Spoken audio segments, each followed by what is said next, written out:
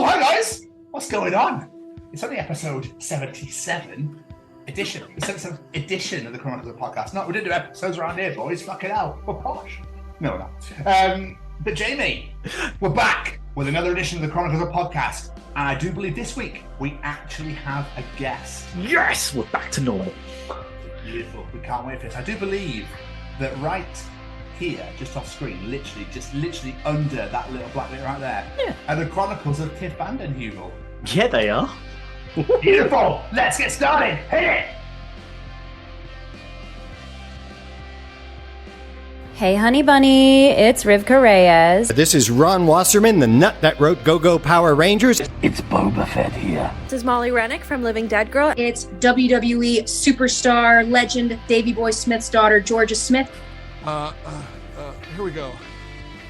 Hey, it's Nicolas Cage. I just want to start by welcoming you to the Chronicles of Podcast with Jamie and Tom. So welcome. Actually, it's not Cage. It's Harrison Ford. You're listening to the Chronicles of Podcast. What are you doing? Al Pacino. Chronicles of Podcast. Jamie and Tom. Let's go. Hi, Kiff Vandenheuvel. Oh my God, I just did all that. Welcome to the Chronicles of Podcast with Jamie and Tom. Here we go. There is no chance my parents would have opened it, believed it all, let me go to London to run against a wall to get onto a train platform. How can I describe a bounty? Like, it's almost like they're the Coldplay of chocolate. His wife's just like, do you always think of fucking work? Hello, everybody, and welcome to the 77th edition of the Chronicles of Podcast. And these are the Chronicles of Kiff Vandenheuvel. It is I, the bearded Brummy Jamie, and joining me, as always, there's this handsome bugger right there who looks really confused. Yeah, Mr. Scotsman Tom, what's going on, guys? Welcome to another edition of the Chronicles of Podcast. I can't work out what your these is. If That's you what smell... Of course. These.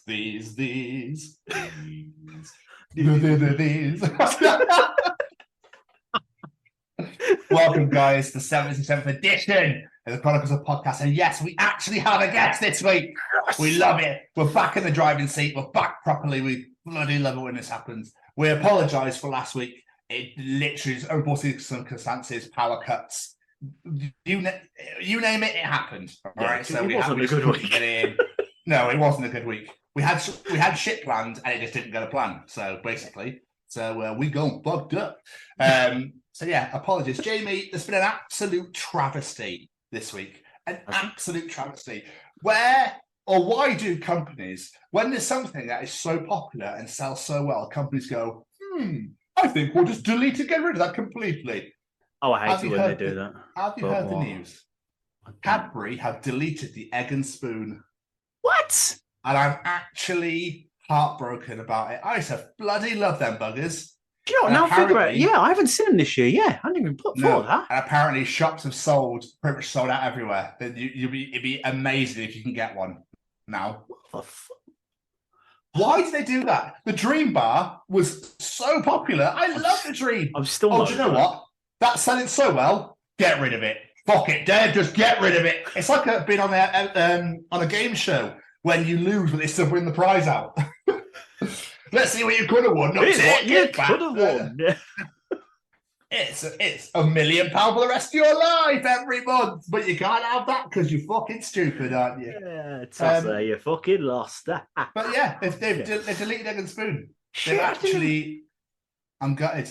No more of that wonderful truffle as you put that spoon in. I'd always get out the smallest little bit every time so it lasts forever. And then get the eggs go, no, I think I'll have another. And then afterwards being like, oh, I feel so sick. I'm not gonna lie, I kind of wish you hadn't told me because I didn't click onto the fact I haven't seen them in the shops, and now I really fucking want one. Yeah, of course you do. Oh man! Do you always find that one cream egg is like not enough, but two makes you feel sick? Yes, I completely agree. And I will also say the new white cream eggs feel like someone just decided to go into my dreams and make one come true. I have yet to try them. I haven't tried those yet. Oh, I love me some white chocolate. It is my favourite. So Yeah, I'm with you. if they make a white chocolate bounty, I could just die there on the spot. I'd be so happy. So that's the end of our show. Thank you so much for coming. We appreciate all of your time. The fact that you eat coconut, mate, and just bounties are. How can I describe a bounty? Like, it's almost like they're the Coldplay of chocolate. Never fucking say that again. Never say that again. Look, They're not Nickelback, where everyone thinks it's cool to hate them. They're the Coldplay of chocolate, where everyone hates them. No, fuck it. And a dark And then chocolate there's a bounty small- especially. Oh my god! I mean, dark chocolate is great, but why do you want to spoil it with coconut? Oh, see, if you give me some coconut, I will probably throw it at your head. It's vile and it has no taste to it.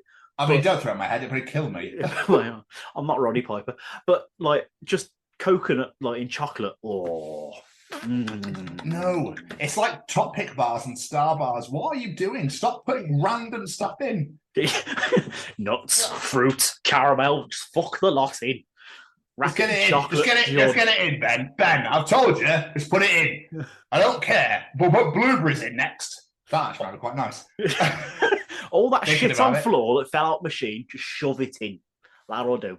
It's almost like they went, what else could we do? Well, it's like a slow day in the office. Right, we've got Snickers, perfect. Mars, Milky Bar, perfect. Smarties, excellent. They're probably Nestle, my bad. Then they're going, shit. We've done it all. We've done everything. What should we do? Topic, put fruit and nut in. Are you sure, dear? But I put caramel in too. But are you, really? Yeah, you know what? Bugger it. Fuck it. Let's put some elves in as well. Let's have elf chocolate. It's a festive one for the kids. Mental, absolutely mental. I had a really weird recollection then of like a white arrow. Yes, there is a white Is that a arrow. thing? Yeah, they do at What's a Christmas white time, arrow? and they are good. Oh, I love orange Smartie eggs. Fucking! And then Milky Bar eggs as well. It makes it like every year, I'm like, fucking Christmas stuff's out already. Fucking Easter stuff's out already. But as soon as I see the Christmas and Easter chocolates, straight in the fucking basket. Give it me now. Yeah. I will happily go homeless for these bad boys. How are you, Jamie? Are you okay? I'm very well. I was also going to mention something about overindulging on food, because me and the family, we went for a carvery the other day. What is it about the human condition that means we can't portion control on carveries? I saw a granny walk past, and it almost looked like she needed support for the amount of food on her plate. I was like, yeah, every fucker does it. No one has a sensible plate. You get the grand plate. You get the grando plate, the big ass motherfucker, all the gammon. But it's because you're hungry. That's the point of it, isn't it? You go, oh my god. I'll have mash, I'll have Sweden carrot, I'll have parsnips, broccoli, I'll have cauliflower cheese, get some roasties on there as well with mash. And then you got stuff in, stuff in, stuff in. No one does that. Stuff in. And it's stuffing is so underrated. It's like the greatest part of a meal ever. Stuffing is insane. And then you're literally like, you've just got Everest on your plate. You're like, this is going to be absolutely amazing. You've got to about camp or base one and you've gone, fuck, I can't eat anymore. But we do anyway, because we've paid for it, so we're going to eat it, and we'll just die for the next 7 hours. Yeah. Or that's just me, because I'm a greedy fuck. But, yeah. Your ass is like, whoa! You have to be really careful when you walk. I can only just keep all this inside of me. I'm so full. I hate when it almost feels like gravy's going to come out your eyes. You know, when you're a kid, you should be like, I'm only this full, and you go to your knee. When we eat carveries, it's like, I'm only this full, it's even taller than my head. Like, it's going to just come out my ears, my nose. Carveries are great. And all the salt as well. Gotta have salt on there, boys. Oh, no, not a salt man. I don't add salt to my food, but... You don't season anything? I do like in cooking, but if I have like chips and stuff, I don't add salt to anything. Jamie Westwood. Dry plain chips. Dry? Sauce with them or something? I just don't do salt and vinegar and adding salt to my food. Never have. Dude. Okay. I'm one of What them ones sauce, I have though? to stop the chippy man when he goes to grab the bottle of vinegar. I'm like, whoa, whoa, whoa, whoa, whoa, hold your fucking horses, mate. That's the greatest bit. And also, I just want him to keep going. I hate it when they go, duh, duh, there you go. Like, no. There's a mountain there, son, and you just squirted 2 drops. Like, fucking get it on there, all right? If I'm paying 10 quid for a bag of chips, you're fucking covering it in salt and vinegar. I've never known vinegar to be so fucking watery either. I swear to God. Not again, Mildred, fuck's sake! It's like a surgery. You know, it's like suction. I want that chip right there. Amazing. You have to dive in yourself to get it. It burns my eyes, but it's so worth it, Tom. I think I'm crying, but I can't tell. But I'll live forever because I'm fucking pickled. Oh, yes, pickled stuff. Oh, that's a whole other story. Gherkins and blah. When I was in America, like, they literally, when you buy a burger, you get a whole fuck off half gherkin. Like, absolute gloriousness in a little cucumber shaped thing. It's absolutely fantastic. I do love pickles. Yeah, I've never got the whole pickle thing myself. There we are. You're a heathen, my friend. I was going to say, I feel like I'm really disappointed this week, my food choices. But at least we don't never fight over anything. So that's very true. Win-win. I did want to ask another question this week. Remember how when I asked you why poo was brown and you sort of gave me that look as if to say, why do I host this show with you? Yeah. It's another one of those situations, I'm afraid. Because I was having a conversation with Claire and I can genuinely not remember how the conversation got onto this. But we asked the question, what do you think it sounds like when Mr. Blobby comes? I'm sorry.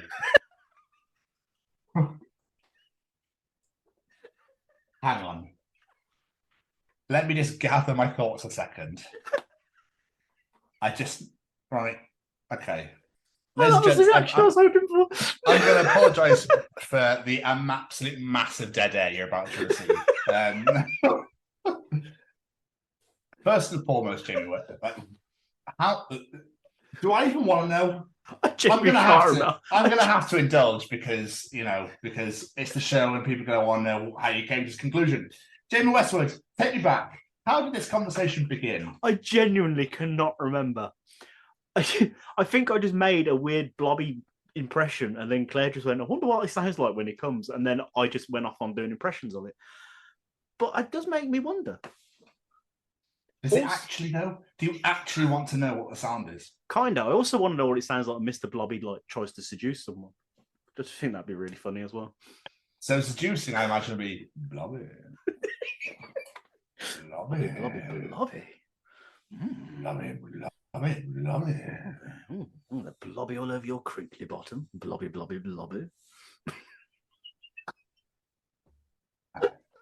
obviously, when he's running around destroying shit, obviously it's like blobby. So I would imagine it's going to be somewhere in between. So I imagine I can't believe I'm going to do this. It's somewhere in the region of blobby.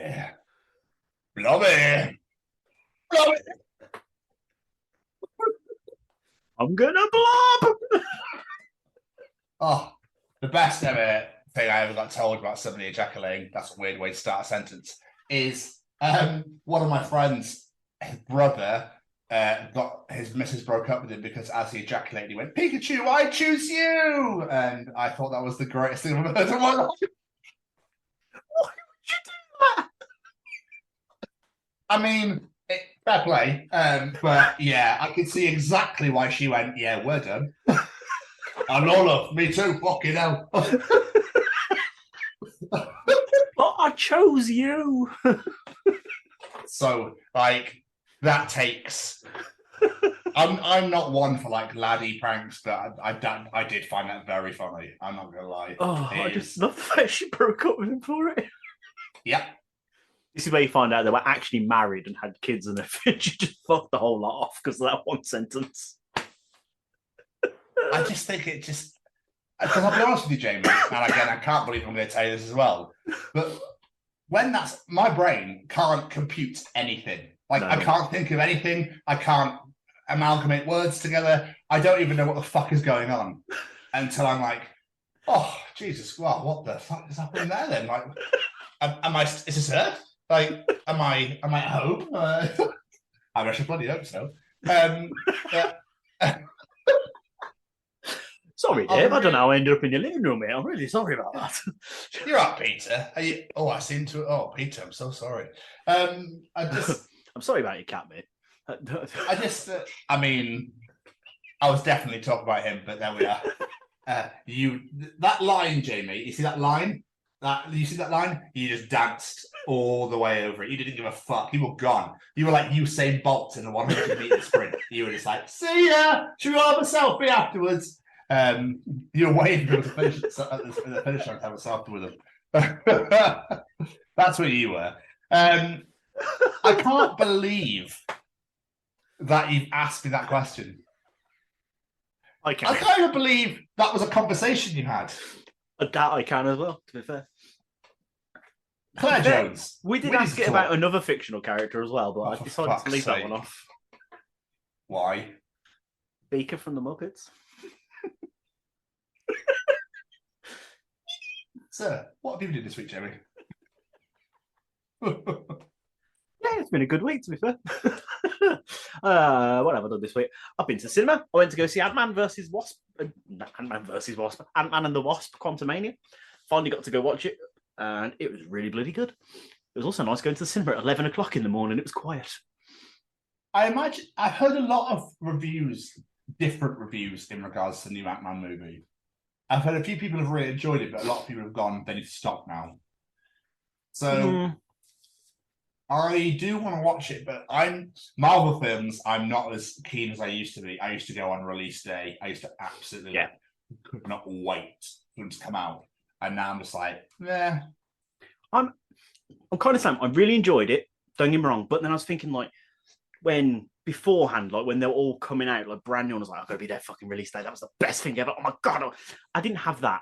I was like, there is that superhero fatigue is getting there, but I did really enjoy it, and the after credit scene did make me go, oh fuck, this what's happening is gonna be good. So if they keep this momentum, I'm hoping it will get everyone's excitement back up again.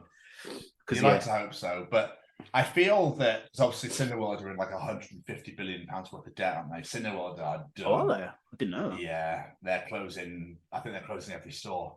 Like, I just don't. There's just nothing good on anymore.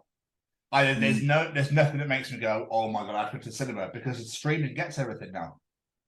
Yeah, to be fair, all the trailers I saw, I was like, oh, it looks good, but I'll just wait for it to be. Come on. Yeah, I'm not that literally the pandemic absolutely just. I mean, streaming has been around for ages, but I think the pandemic was the final nail in the coffin for cinemas myself. Yeah, I think it might be. Like, I think a lot of cinemas could now cope really well if they did like throwback movies, like have the opportunity to watch this in the cinema. Come do watch this is a marathon in the cinema. Do something like that instead of just new movies, because people just don't care anymore. Nope. Which is horrible to say, really. Especially considering the amount of people we spoke to who make movies and stuff like that. But it's true. I think people would just rather sit at home and watch films now. I got Apple TV recently because we had a free trial. We were like, everything that's great. But then I realized just like how much there is streaming sites wise. Inside Apple TV, there's another like 10 channels, like $3.99 here, $4.99 there. Who's got all that money to spend on these fucking streaming channels? Like, it's absolutely mental. I pay for Amazon Prime through my phone bill with Disney Plus, but then I got Paramount because I watch South Park. But that's the problem, is they're spreading so much out now that if you want to watch something, you kind of have to go and get like fucking Lucasade FM or whatever. I really want to watch Top Gun Maverick, but fuck, I need bloody classic FM TV.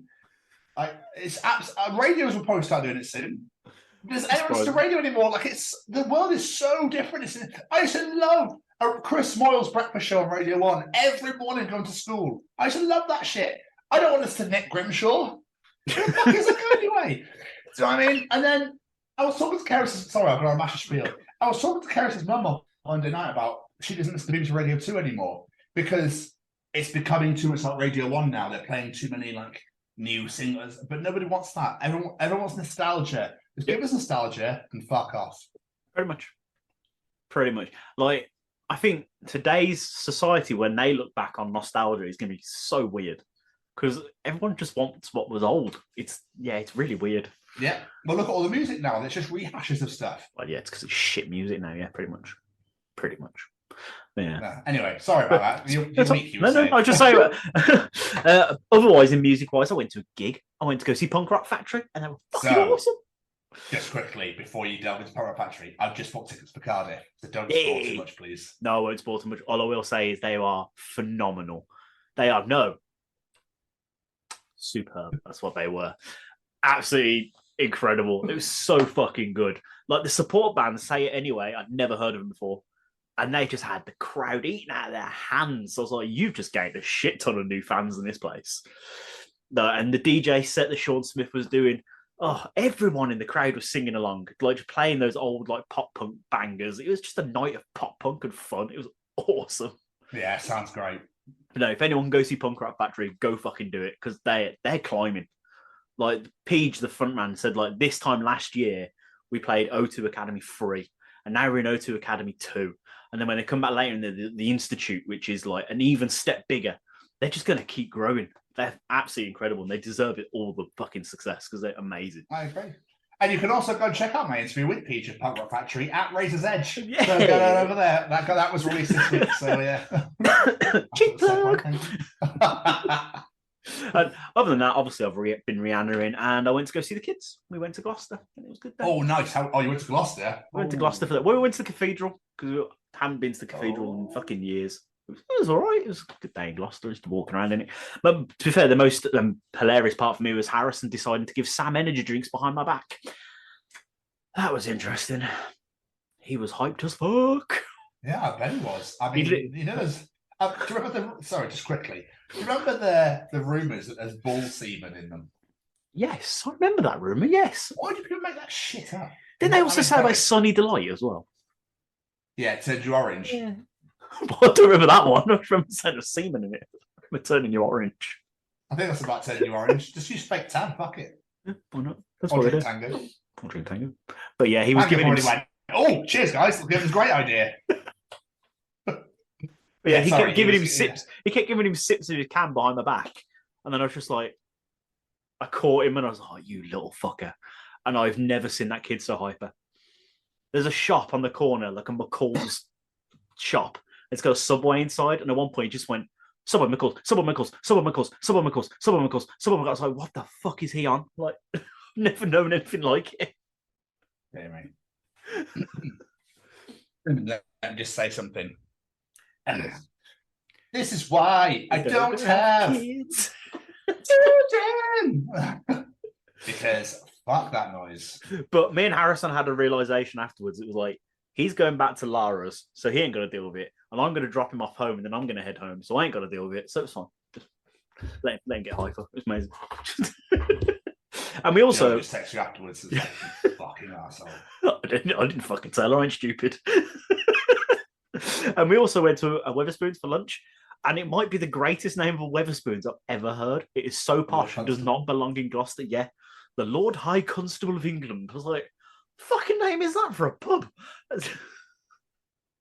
I've been down there in the old docks. It's a very nice pub, though. Very nice pub. I enjoyed that. And so clearly a Wetherspoons because the toilets were so fucking far away. Yeah, I don't get that. It might as well spend the Tetris music while you look like Labyrinth. Like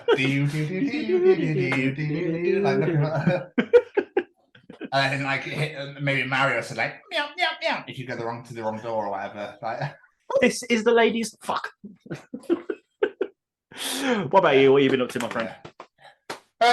So Rihanna, of course. I watched a movie on Sunday night called The Banker, which is Anthony Mackie and Samuel L. Jackson. And it's based on a true story about how two guys, clearly black, were buying houses from under white people's noses in like only white areas and stuff. Like it was like white areas only. So they were Nicholas Hoult was in it as well, and he was like their front man. So Anthony Mackie was like this genius mathematician like stone-faced, like he's just the cleverest man ever.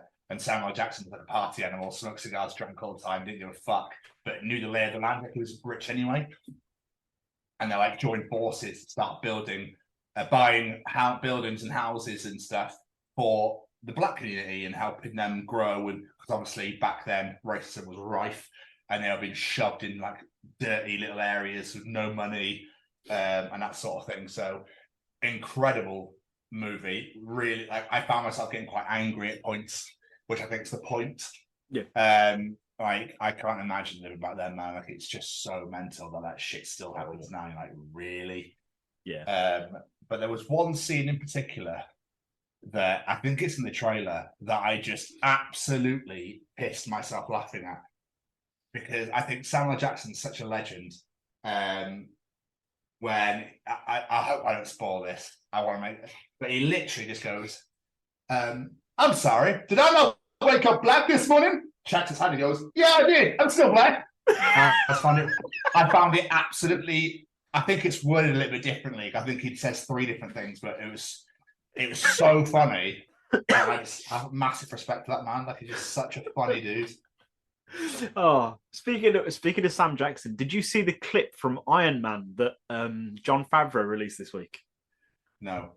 It's from the original Iron Man movie. You know, the after credit scene where you meet Nick Fury. I think he was on like Jimmy Kimmel or something like that. And he went, we did a take of that I literally did for myself. It was never going to go in the movie. I did it for myself. And it's literally, they show the clip and it pans in on Samuel L. Jackson. He turned around. He's like, who are you? He says, I'm Nick Fury, motherfucker. It's like, yes. He is the pinnacle. He's such a legend, Samuel L. Jackson.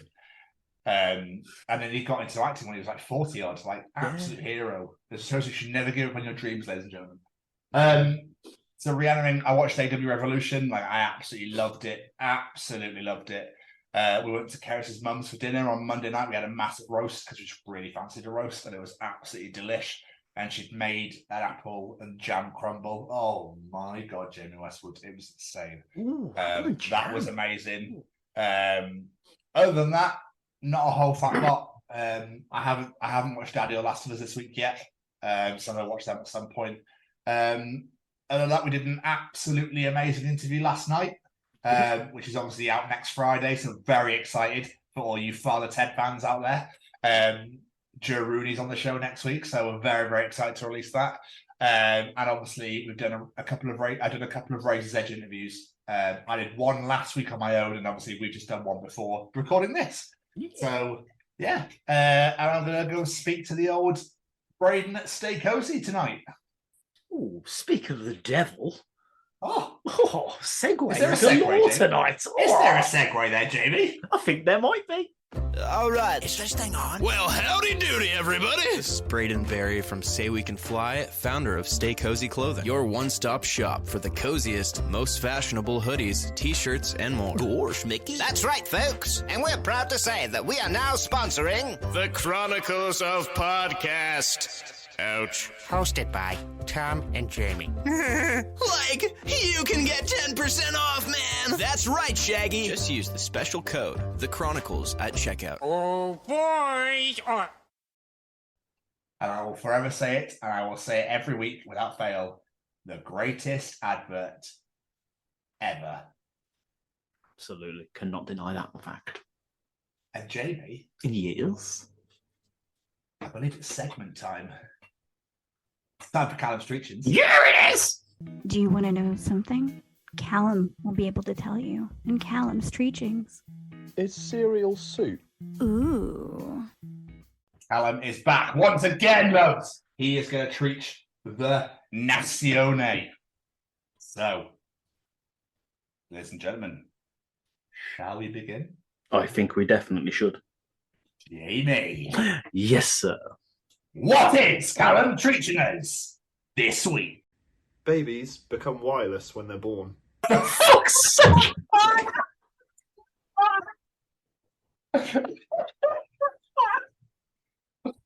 Okay, now that's something I would have ever put together ever in the history. How the fuck did you come up with that, Callum? I need to know the backstory of this.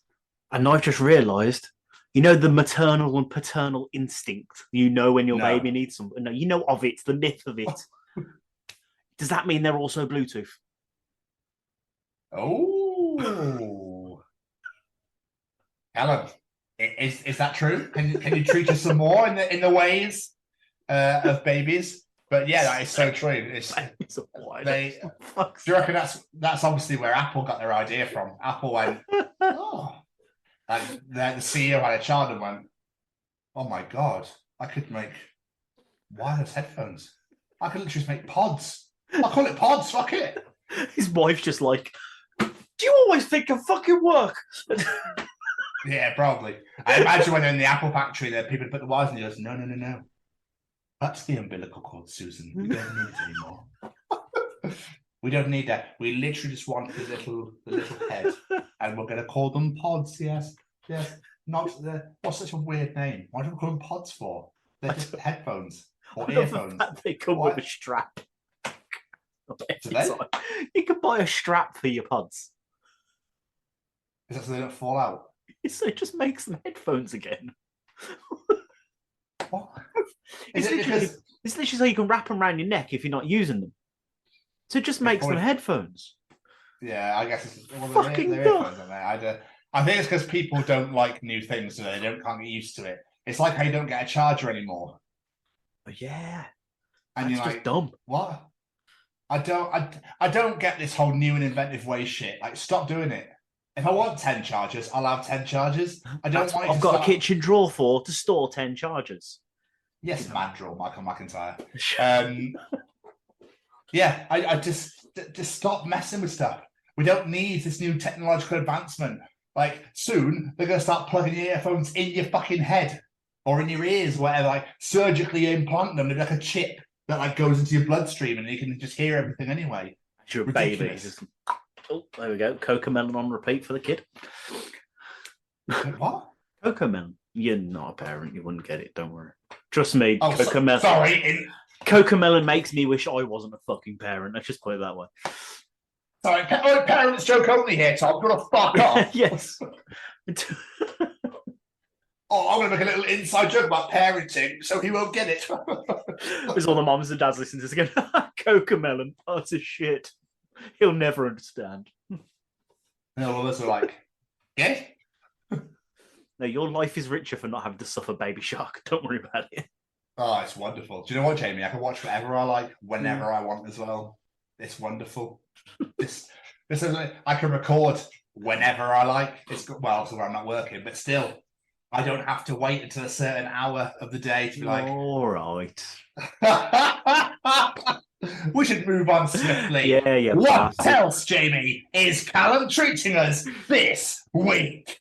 It would be quite difficult to explain to the taxman that a genie granted you £1 million.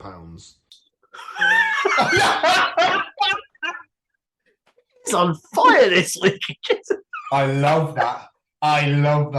It's like, any other income? So you might want to sit down for this. So what happened was I found this lamp in a tiger's mouth, but this tiger was made of sand. And like I jumped in and I flew on this carpet, but there was lava everywhere, and my pet monkey was really trying to help me steal stuff. It's just like, sorry, all right, man, yeah, no worries. And he just fuck off like, excellent, it worked. Security is a fucking nutcase in here. Yeah. What I'm going to do is I'm going to refer you to what we like to call the institution. Oh, wonderful. What's that? Not something you're going to be very happy about. Let me put it that way. What size are you in white coats, just out of interest? But I love it. Like, the carpet just walks in, Abu, like the monkey's there, and it's just like, oh. Yeah, and also I married a princess, you know what I mean? She's got a pet fucking albino tiger.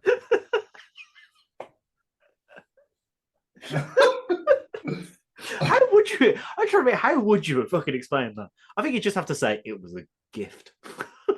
I don't know how she could. Oh yeah. But what was that? Who gifted from whom? From Blue Man the in Sultan? Oh yeah. weirdly, he sounds like Robin Williams. Like, I find that so weird. Do you? But if you wait several years, he suddenly sounds like Will Smith. It's really weird. How would you do that though? Like, surely the thing is, though, if you declared it, surely you wouldn't lose that much anyway. Well, mind you, it's the Tories in it, probably like, wonderful. The tax is about £1,002,000. Wait, what's the 2 for? No reason. Cough and all that. Did you know tax the Tories? What a callback! But yeah. I wonder how you would explain that. Well, you'd have to, because you're going to fucking prison. Yeah, you're going to have to declare it. But they think you're mental because obviously you got it from a genie. So, what would you do, Jay? Would you give them the story and go to the institution, or would you actually declare? I think I'd have to declare, because if I'm put in an institution, it'd be no good to me anyway. So I might as well just lose a little bit and have freedom. The point? Oh, my father-in-law, he's a sultan, don't you know? Of Agrabah. Where is that? I don't know. Nobody knows.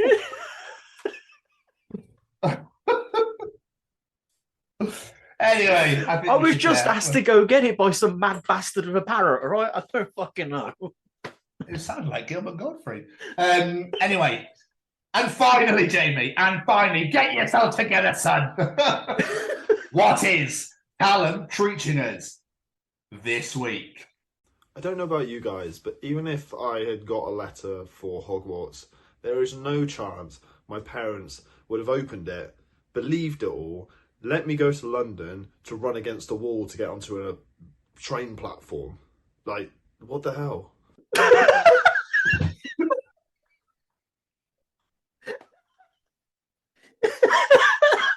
Oh. That's because, Callum, your parents are muggles. They don't understand. But saying that, there is wizards with muggle parents. So, yeah, they must have done that. You're going to have to explain this one. What's a Muggles are non-magic folk. So we are muggles. But Hermione, her parents are muggles. She's not born as, like, got a witch family. So, yeah, that must have been a really weird conversation. So what do you have to do, sorry? What's it about? Oh, it's a school. It goes over a bridge in Scotland.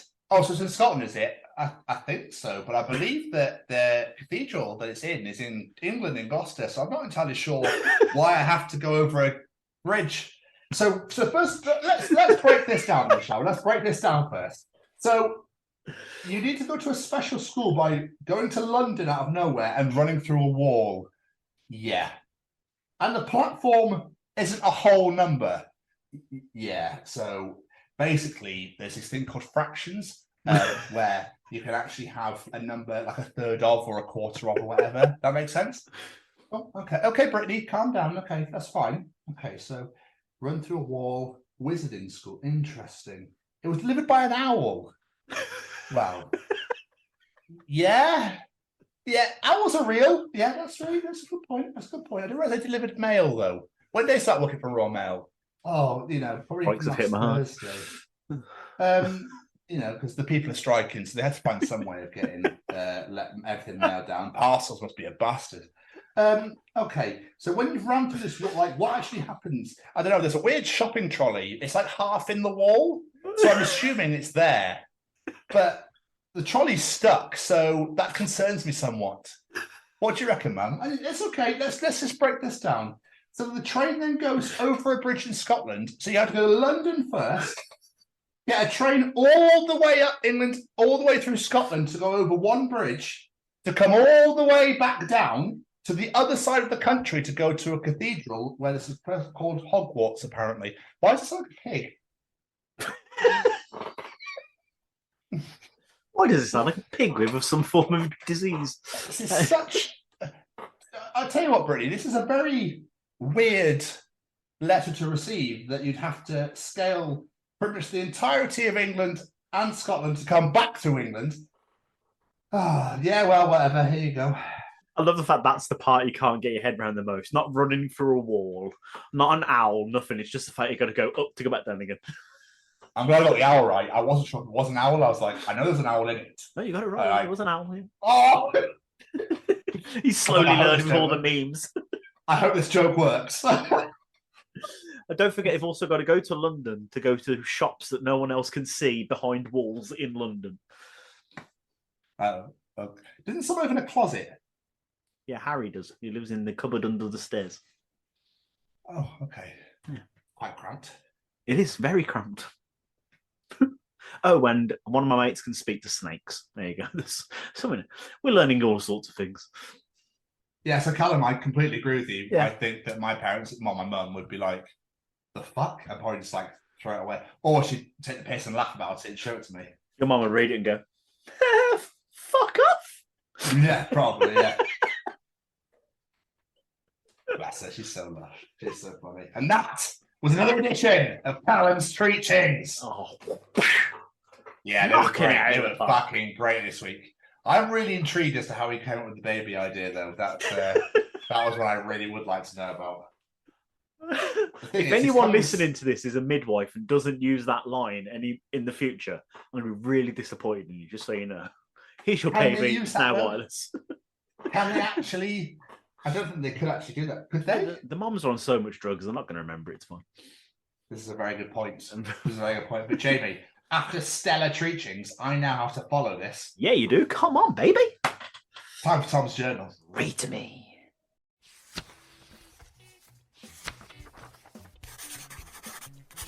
And welcome to another edition of Tom's Journal. We shall begin. Jamie, are you ready? Yes. A conversation between people and the Catholic Church. God. Catholic Church. No meat on Fridays. Folks, okay, so no eggs for breakfast then, yeah? Catholic Church. No, eggs are okay. Folks, but eggs are chicken. Catholic Church. Not until they hatch. But so the thing isn't the thing until it's born. Catholic Church. That's correct. Oh no, wait. I like that. I like that. Oh, nice little sneaky. That doesn't need any explaining. Oh, JB, do you know what? I'm so glad that I learned about hexagons in school instead of how to do my taxes. It's really fucking handy during hexagon season.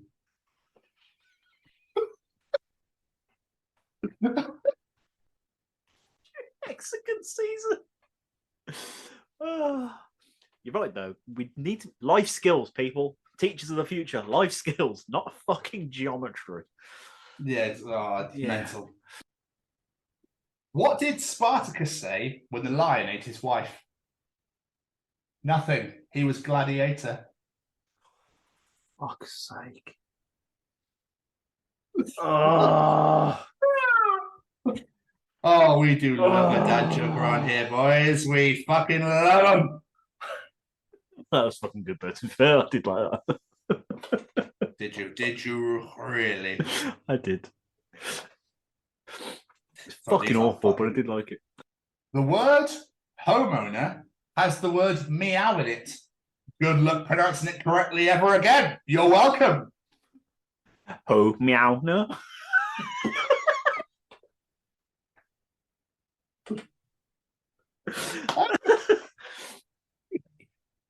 My daughter just called a cemetery a person garden. I'm not even sure what she thinks is happening there. Is it garden? Although when you're in a garden and you bury things, they grow as something new. I don't want that to happen in a cemetery, please. Oh, could you imagine? Oh, The Walking Dead is real, fuck! Yeah. This really made me laugh. Business is shit I do. So a delivery driver just asked for my date of birth. I said, 94. He replied, is that 1994? Oh, sorry, mate. No, my bad. It was 1794, right around the French Revolution. That is the most you fucking thing ever. It really is. It's like when people go, oh, it'd be about 4 o'clock. What? No. Of course, in the morning, you melon. Like in the afternoon, sorry. Oh, my brain completely fucked. I went. What time's what now? When's that? Shit. It's like, I'll give you a call about 3. Like, in the morning, like, no, of course in the afternoon, you fucking moron. Yeah, I was going to wake up at fucking 3 in the morning to give you a ring for no reason whatsoever. People are fucking stupid. I know, tell me, right? Jamie, do you remember these days? This is a conversation between a father and son. Son, Dad, so how did the developers update the games if you weren't online? Dad, well, son, you see, they didn't. If the game sucked, it sucked forever. Son, vomits. Do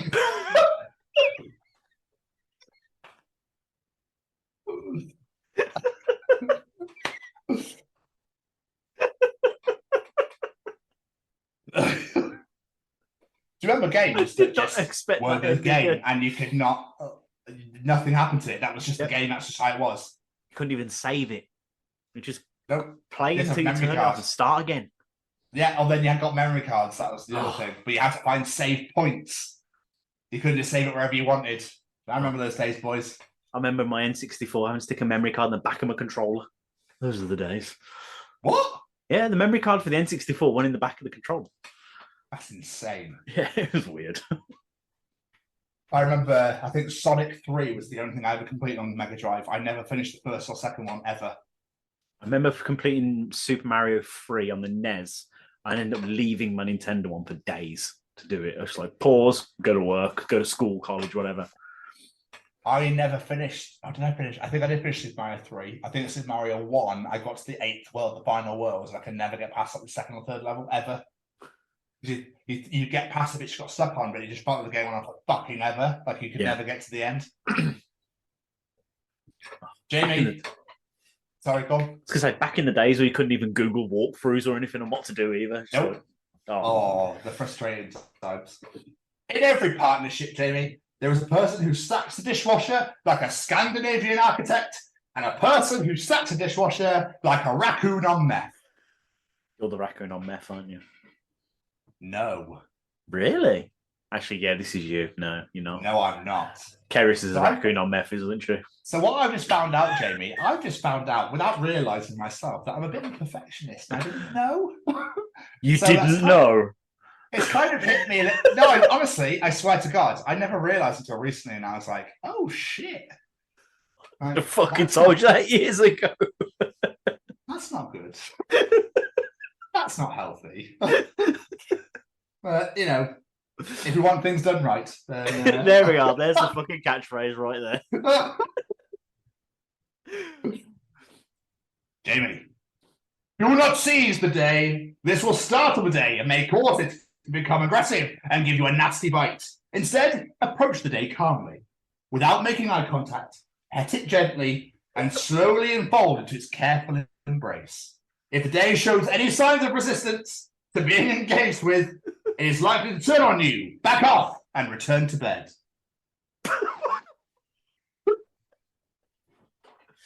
So Avenged Sevenfold were lying that whole time. Bastards. Seize the day. Just like... No way. Embrace the day. I'm going to end on this one, okay? Because this is got Jamie written all over it. My boyfriend is washing the dishes right now, and I just heard him say, "Who do you work for? Who's your contact?" While repeatedly pushing the glass underwater. At least he's having fun. So fucking well. What's worse is I know I'm now going to do that. I just know it. To be fair, I thought that was genius. So I went, that's just got Jamie written all over it. I remember when I last pushed a wine glass into the sink, it broke and sliced my pillow open, so I don't tend to do washing up anymore. That's why I've got you scarred away. Jamie. But that was another edition of Tom's Journal. We'll give Jamie a moment there, boys. No, I can compose. You sure? I'm composed. I do believe it's time to bring in that piece, Jamie. Should we bring the piece in? Oh, go on. Bring it in. welcome to the Chronicles of Kiff Vandenheuvel. To sing the national anthem right now, for some reason, Miss Cyndi Lauper.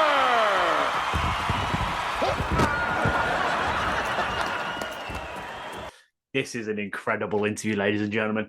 Kiff is an American character actor. He's a voiceover artist. He does it all. He's absolutely phenomenal. And this is genuinely one of my favorite interviews we've ever done. Like, I discovered Kiff because I started watching Young Rock, and he plays wrestling legend Pat Patterson in it. And I was like, this guy is great. He portrays Pat so well. And I was just looking him up and I was like, he's done fucking tons. And he's been in so many amazing shows. Look, we got to talk to this guy, and talk to this guy we did. Oh, this is... Mwah. If you're a fan of impressions, he also voices over on video games. He's also in The Croods. He is in This Is Us, in The Blacklist. He's in so much NCIS. This is the interview for you. Jamie! Oh, excuse me, I'm excited again. Jamie! Yes, sir. I full on burped on water. Any final words at all? Just a massive thank you to Kiff. Massively appreciate you coming on this show, sir. Oh, this is just a doozy, as they say. It is a doozy, boys. It's a lengthy one as well. So sit back and fucking enjoy. Ladies and gentlemen, here we go. Ladies and gentlemen, interviewing this week, it's Kiff Vandenheuvel. Ladies and gentlemen, today we bring you another incredible guest. Today's guest is an incredible voice actor and character actor who's worked in video games, TV, movies, you name it. A man who came to my attention with his amazing portrayal of wrestling legend Pat Patterson in hit NBC show Young Rock. Boys and girls, please join us as we welcome the man with possibly the greatest name we have ever interviewed. We bring you the Chronicles of Kiff Vandenheuvel. Oh, man. Jamie and Tom, thank you so much for having me, guys. No, it's an absolute pleasure, Kiff, to have you here. So I suppose we should really get into the real nitty-gritty, the things that everybody listening to this will want to know straight from the off. How was your pandemic season? I know it's kind of still here-ish, but the last few years. First of all, we were very lucky not to lose anybody in our immediate family from COVID. My wife's extended family did. But everyone lost. We all lost a lot. But we also gained things. And for me professionally, I'm so grateful that I had this microphone and had a booth and was able to record from home and prepared to record from home. I just booked the Croods family tree. I play Grug on the show, and I booked it. Literally, we did the table read on March 8th. So things shut down on the 10th, if memory serves. So, I book a series regular on an animated series, and pandemic shuts us down, and you're like, I don't know what's going to happen. And DreamWorks, fortunately, was able to find a way to thread the needle, and we did it via Zoom with self-recording. And then the Screen Actors Guild made it possible for certain studios to apply, very stringent policies and whatnot, but to get actors into the booth. So I was able to continue working throughout the pandemic without stop. And then Young Rock. So it was, again, this is all professionally, but so I did some games, several games. I did some e-learning. I did commercials. I did trailers, voice matching, all the things that I typically do, but just from home, and had to really up my game with Pro Tools, with having a better sense of how to use that software. Not that every voice actor needs to use Pro Tools, but it's still something that was really helpful to learn that skill set. And then, and then Young Rock came to me in the second year of the pandemic, and that was due to how they were shooting in Australia, because Queensland had just completely locked their borders. So after everyone coming in would quarantine for 2 weeks, and then after the quarantine was done, it was basically Queensland was just a big bubble. So we were able to work and work safely, and COVID really didn't strike us until they opened the borders and Omicron hit at the same time. But that was season 2 of Young Rock, and then season 3 we just shot in Memphis this past year. I had no idea that was shot in Australia. Yeah. Isn't that remarkable? Yeah. I mean, it really is crazy. Like both first and second seasons were shot there, and it doubled, it's a brilliant place to like double Hawaii and then also Memphis and Pennsylvania and Miami. Like you have all of that accessible in the Gold Coast. Like you really could, there was so much we could do. So they had just finished Elvis right when we started season 2 at the same studios. Not Legacy, what is it? Village Roadshow. So it was amazing. What else? Yeah, go ahead. I love this. One thing we get a lot on this show is because obviously the pandemic, everyone was like, oh, it's horrible, it's negative, which it was, do not get me wrong, but the amount of people that say like, yeah, it was bad, but I did this, I got to do this, I got to do this. It's great hearing all the positivity. It always warms my heart. Yeah, me too. I mean, it really speaks to the resilience of people. And I was thinking about it this morning. I forget what started the thought process, but it was about, it might have been politics or something. But like when getting hit with something sort of perceptibly horrible, and then how we accept and pivot. Like there's an element of grieving that part of grief is figuring out how to be like Bruce Lee said, to be like water. Like there's rocks and obstacles that come down our path, and our job is not to get blocked like ice in front of it, but to melt and be like water and move past and around those obstacles and accept them and take them in as part of your story and how it strengthens you and how it moves you forward. I just did a series of headshots with this brilliant photographer here in Los Angeles named David Zaw. And I had a casting director back in Chicago who had said the best time to get new headshots as an actor is to get them after a significant life change. And like when you think about it, we've all gone through a massive life change with the pandemic, with the lockdown. I lost my mother last April, and I've been on Young Rock shooting and got a tattoo and like all these other elements of change and major life changes that going in and taking pictures now.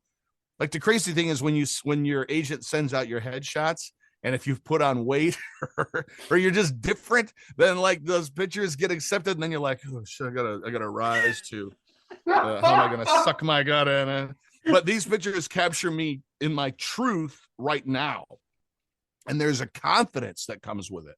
And like for anyone who's listening, who's interested in any aspect of the performing arts, stage, screen, voiceover, name it. Honestly, confidence is the currency of our business. You can be moderately talented, but if you have a lot of confidence, you'll go very far. But I also feel like that's the X factor for you. Might really be a vulnerable, wonderful actor, but if you freeze up in auditions and you don't have the confidence in that space, it'll be really, really hard to work. So it's finding that balance of building your confidence with experience, and also, just internal work. There's a great sports performance psychologist named Don Green who specializes in building confidence. And it's really, really powerful and helpful work. And it's made a difference in my life. So anyway, there's my short answer to your long question. So take us back, sir. Take us to the days of young Master Vandenheuvel. What did you originally aspire to be when you were growing up? Oh, I wanted to be an actor. I mean, I like to blame, what was it? It was either Star Wars or Ghostbusters. Like all these movies are like, they craft and pivot your story, right? So like Star Wars just made me want to be a storyteller in one way or another. And then I discovered that I could do voices. So I could do the voice of Yogi Bear and Daffy Duck, and I couldn't do Bugs Bunny until I got much older, but and they're kid impressions, but it's still like around the dinner table cracking people up. And then I put it together really in junior high, where I was like, I want to do this. And growing up where I grew up was like, there were no templates for anybody. I'm from Grand Rapids, Michigan in the US, and there was no template for getting out to do this work from there. Grand Rapids is, I say it's like a little valley of Christian Reformed conservatism, that I was laid into this nest, and that was how it was built. Like this was a community for all of the previous generation to nurture and build the kind of place that they would want their children to grow up in. And we did. And I was like, I got to get out of this nest. This is not a place for me. And as an extrovert and as someone who loved to perform, the real main option for me was either being a teacher or going to the pulpit. And I had two grandfathers who were ministers in the Christian Reformed Church, two uncles. So like, they were like, you are really lining up for the ministry. And I was like, yeah, but I like Eddie Murphy too much. I don't think I'm the right, I'm not cut from that fabric. I felt like if, and I converted to Catholicism just so, my wife and I could worship the same place. But like, my feeling on it was, we have plenty of preachers. Like, if you want to have people of faith in the industry, I'm happy to go do that. And it's not like I'm going to go make Billy Graham movies or whatever. I want to make the stuff that I've been a part of, but I'm more interested in being, having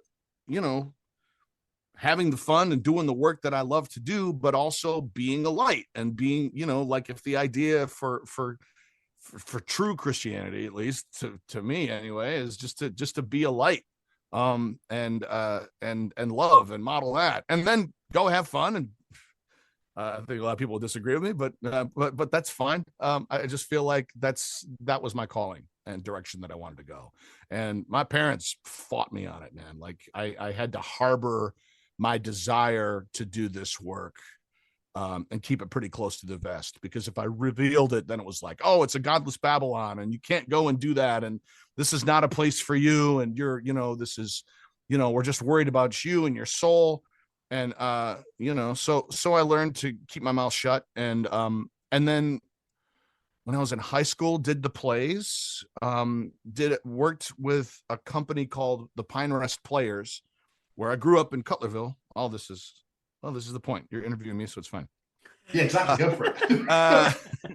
Pine Rest is a mental institution, a Christian mental institution in Cutlerville, Michigan, which is where I'm from. So my father worked there for his entire career. My mother worked there for many, many years, like on the switchboard, but then also designing banners and things. My grandfather was the chaplain there. It was Cutlerville is that's the industry there, is the mental health facility. So part of that, they had an outreach program called the Pine Rest Players. And what we would do is take case studies from their outpatient services and role play those characters, but we would go to community events. So we would go in, let's say a church group wanted to do a thing, and the Pine Rest Players come in, and then it would just be an improvised panel. So it'd be me, and my dad started doing it as well, and he would play my father, and then a woman would play my mother. And then we would role play about like how my character is using drugs and is heading on a downward path, and the message being not the drugs, but the parents' responsibility to connect. Like, where are the points where these people aren't connecting to each other, and then giving the audience opportunities to ask leading questions or to try to understand things better. And then we would role play based on how we had studied these characters and their scenarios. It was great. And it taught me so much. I never anticipated that, doing this little outreach program in Cutlerville, Michigan was going to help me as an improviser, as an actor, as a listener, as just as someone who it helped me build my empathy at a really important time. So all those things factored into it. And then, I started doing as a family, we had gone to the Epcot Center, gone down to, Disney World. And there was a company that was doing street theater in the World Showcase at Epcot. And I only know this because I heard it talked about on another podcast, that was how this originated. But one of the shows that they were doing was this little show called Dennis the Menace of Venice. It was a 10-minute street performer, one guy with a few wigs. And that piece made such an impact on me that I made my own version when I got back home, and like started performing for church groups and weddings and that kind of stuff in the community. And that was my side hustle. That was my job in high school and college, was kind of emceeing, newlywed games, just kind of being like the the guy in the community who could do that stuff. So then when I got to college, I started to pursue it a little bit more aggressively. And my teachers at college, I went to Calvin College in Grand Rapids, really said to my folks, like, not only does he have the skill and the drive to do this work, but there's nothing wrong with this work. Like, stop believing the lie that it's not a viable career path for people of faith to participate in. That's nonsense. So support him if he wants to do it. And that was when things started to turn around. And I started, yeah, man, great teachers, but like trusting, yeah, wow. It's interesting. I'm putting something together now about literally in this moment of like the advantage of going to a Christian university at that point and have it validated from inside the tribe, no, it's okay to go outside the bubble. If I had gone to a state university or if I had gone to someplace else, that message would not have been as well received by my parents as they did from where I was. So there you go. The mesh completes even more so there you go. Thanks for that, guys. I appreciate that. I love that, though. You say, like, there's so many different inspirations that led to you doing what you're doing. Star Wars, Ghostbusters, The Thing at Epcot, the men. Like, that's amazing to have all these different inspirations, and it makes sense why you spin so many plates with voice acting and improv and all this sort of stuff. Yeah, but man. You were talking about your grandfather earlier, and I read somewhere, I can't remember what it was, I read it online, saying that you used to go into your grandfather's study and play with his recording equipment, and that's sort of where your love of voiceover came from. Is that right? Yeah. He had a, this is back, this doesn't date me, I'm 52. So this is the tech that we had, and he had 70s tech. So it was like not cutting edge, but it was like, it started with just dubbing tapes, like making mixtapes for your friends. It's a dual cassette deck, but he noticed that he had a microphone input and then a mic. So I started screwing around with the equipment and figured it out, and would bring blank cassettes from home and record and start playing with my voice and doing impressions of the radio guys at WKLQ in Grand Rapids, their morning zoo, doing impressions of their characters and then dubbing some music, and then coming in as Bruce Springsteen, like just doing a bunch of, just playing. And it started, that was really where I started to learn about mic proximity and like, that kind of stuff. And the things of like how you can, I'll be right there, how you can make that sound like there's proximity effect when you're off mic and then on mic. So like just learning a lot of technical things just became kind of innate. And then the other part of it, I can't like, that was another really formative time was when I was living in Cleveland, working at the Second City, and the theater closed, and we had moved there to work at that theater, and the theater closed, and we still had time on our lease, so we couldn't just pack up and go. Well, Detroit is about 3 hours away from Cleveland, and I never dropped my representation there, so I would drive to Cleveland to Detroit and back. So it was like a 6-hour round trip of just driving and smoking and drinking coffee or Diet Coke at the time. And then just doing impressions to myself, talking to myself, reading billboards, ear prompting off of the radio. What ear prompting off the radio is to build the prompting skill is put on like a talk radio station and then repeat what you hear about 3 syllables or 4 syllables after it's said, and then kind of shutting your mind off and just kind of echoing it. That skill is extremely helpful for if you got to do a 10-minute, like you're standing on a turntable at auto show and you got to give a presentation that's 10 minutes long, and it's really challenging to memorize. You record it all, record the script on a little tape recorder, and then plug a little headphone in, and then you can ear prompt it. You just repeat what's there. And that skill got developed while I was driving, and, helped me make some money when we were in Chicago when I first got started there. So like all these things feed each other. And it's about being open to receive what you are communicated at from the universe, but different things that are interested or that sparks you. And so there you go. But that's Yeah, that was Grandpa's equipment and his pipe tobacco and a stopwatch and jackknife. Like I just remember all the stuff in the desk. Like you could make a VR game of that spot, and I would be completely happy just to sit and screw around with a windproof Zippo lighter and a pipe. And incredible. Sorry, David, go on. No, I was just gonna say, I feel like everyone had that phase of like pretending they were a radio host at some point. Like right? Me and Tom were talking about like a couple of days ago, even saying his amazing story about throwing socks in the air. Like it's just amazing that everyone wants to do that at some point. It feels like. There's something about to me, it's like, it's about being heard. Like we listen to things that are broadcast.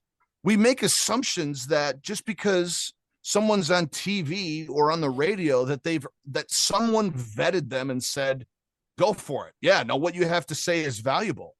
And, now you guys know you've built your own podcast. No one gave you permission.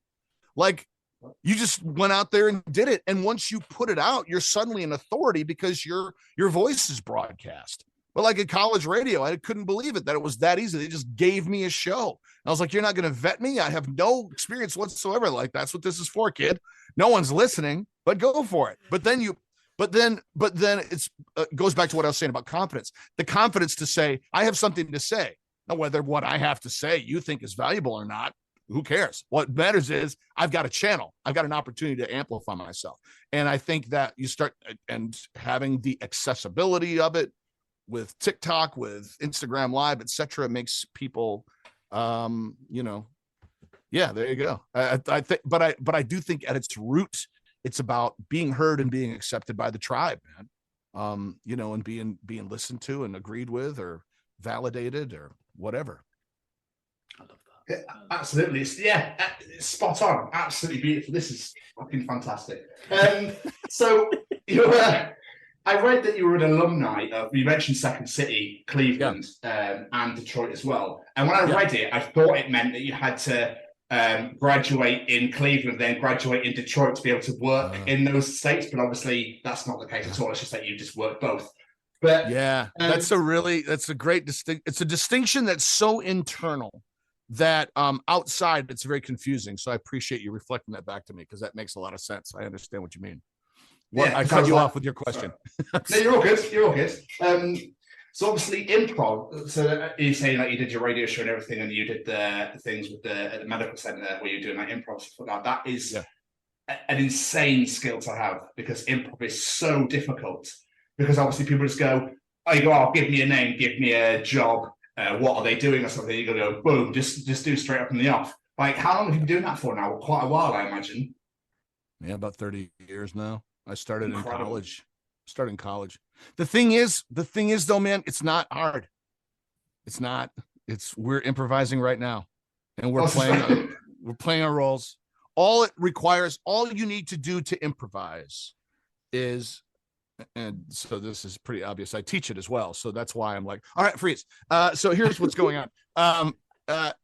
Dude, improv is three skills. It's agreement. It's agreeing to not deny. And it's in the context of an interview, it's impossible, but in the scene, you just try not to ask questions. So like, that's really all you need to do. The cornerstone of it is that we are in agreement of a virtual thing that we create. If I take this ball, and I say, this is a red ball, and I throw it to you through the screen and you catch it. You've just agreed with me with the reality of not only the size of the ball that I built, but that I threw it at a certain tempo and you yes-anded the energy with which that you throw it. And that little exercise is no different than the audience going, then you saying to an audience, give me a name, give me a profession, give me a location, and what are we doing? And then I'm just agreeing. And if you go, okay, Kiff, your name is, Dr. Fitzroy, and you're a doctor and you're about to operate, go. Then I just, I take on that specific action of, what it is. And it's just, it's honestly, it's not rocket science. It's just playing because it's inherent in all of us. We all did it when we were like 5 or 6 of like, oh, we're going to play doctors now. Maybe not doctors. We're going to play cops and robbers. All right, cool. We're going to play cops and robbers. And all of a sudden we got masks and we're walking around like robbers. It's the exact same thing. It's just giving ourselves permission to commit to the play. And when you commit to it, it's super easy and really, really fun. But the other skill set that's really important, I think, that will improve your longevity is your ability to listen. That's the other part. It's like you really need to listen to your partner. And that's at the heart of all acting as well. But, you know, let me unplug the Alexa so we don't have someone chiming in. You have to really listen to your partner and respond. And the best improvisers are the ones who will like pick things out that the audience doesn't get. And amplify those things so that the audience is like completely blown away by their attention to detail in their listening. That's really at the corner, I think, of the cornerstone of what you see with great improvisation. But yeah, with just a sidebar with the alumni, what that term means internally within Second City is that like there's a training center and you can graduate from the training center and then you're considered a graduate. But if you're an alumni, meaning that you wrote main stage reviews. So at Second City Detroit, I started there and I was on their main stage cast. So we performed, 6 nights a week. And it was just straight open-ended paid acting gig. And at Second City, we would improvise to write. That was the intention. Is like we would improvise during the day, and then the best scenes that we came up with through improvisation, we would write down and put that into our show at night. So we did 3 reviews while we were there, and then when Second City Cleveland opened, because I had taught there and was an alumni at that point, they brought me over there. Did 2 reviews when it closed, and then when we moved to Chicago, at that time it was like I've done 5 reviews. I'm interested in pursuing other things. I'll teach, and then I also started teaching in voiceover class there, just because I was, destroying in voiceover in Chicago, and then I also directed the touring company. So that's and then when I got out here to Los Angeles, just been working with them, for the past 11 years as well. Do you ever have time to like breathe or eat or live at all? Like, it's the gift of Los Angeles traffic. Listen to podcasts and relax. And when you get there, I mean, it's I'm fortunate, man. I've packed a lot into this career, but I love it, man. And I'm evangelical for it. I think that there's room for everybody. If it's just type of work that strikes you. I mean, we're not in a 4 network or 3 network world anymore. Like there's so much content. There's so much content. And if you're interested in it, and look, voice actors and actors and all the people who are doing it are retiring every day. There's always room for new people. We want new people. And so I encourage folks to like get into it. And if it's something that you're passionate about, there were no resources like there are now when I was growing up. I had to figure out everything on my own. So being able to share what I've learned, and if people find an ace they can keep in that, then as far as I'm concerned, that's a win. So how do you go from improv at Second City, all the work you're doing there and everything, to working onto TV? Was that a conscious decision to move into that sort of work, or did it just sort of like you got offered something because of what you were doing elsewhere? Well, when I got started in Detroit, my talent agency there, his name, it was affiliated. That was the agency. It was a small enough agency, and Detroit was a union town because of the auto workers. They also were a union as far as actors were concerned. So the Screen Actors Guild had an office there, and it doesn't take very long if you're working in a smaller market to get to join the union. And that was what happened. The majority of the work that I did while I was in Detroit was industrial films, internal training for Ford Motor Company, internal training for GM's, for General Motors, for Chevrolet, but then also regional commercials, local commercials. And then if a feature comes to town, it happens rarely, but it does. And it would be like an all hands on deck. Everyone gets an audition for it. So that was how I got on camera, was Billy Crystal's movie 61 he shot, and I got cast as like Detroit fan number 2, and my scene got cut out or whatever, but it was still like I got on set and it's fine. It's fine. I mean, I did another movie, Bruce Campbell. Bruce Campbell had a small role in it, but it was called Time Quest. And that was my first picture. But when we moved to Chicago from Cleveland, The Chicago market was a little bit bigger than Detroit, a lot more commercial and a little bit more on-camera TV and film. And I did more on-camera commercial work there, but couldn't really crack a lot of theatrical television. And ultimately, what moved us out to Los Angeles was the notion of like, we want to see how high we can jump. So let's go to LA and see if we can crack into on-camera. And getting repped was really, really hard. And I was, like I said, I was set in voiceover and doing very well, but on camera, it was a really tough transition to make. And, an agent took a chance on me and brought me in, and I booked a couple things, and then I got management, booked a few more things, and we changed agencies and started booking more things. So over the course of time, here in Los Angeles, I've been able to accrue a lot of great on-camera television work and film work. But that's been, kind of on the back of getting, I think, Behind the Candelabra was really the show that opened a lot of things up for me. That and Parks and Recreation. When those two jobs happened, it made it a lot easier to start to get, get seen by casting directors and get cast. So, yeah. You mentioned then about Time Quest. So what can you remember about filming that, though? Because, being on a set for the first time, that must have been nerve-wracking. No matter how small the role is, you're on a set of a movie. Well, I'll tell you this. Like, my first on-set experience, I crewed for 2 seasons on a TV series called Christie for CBS.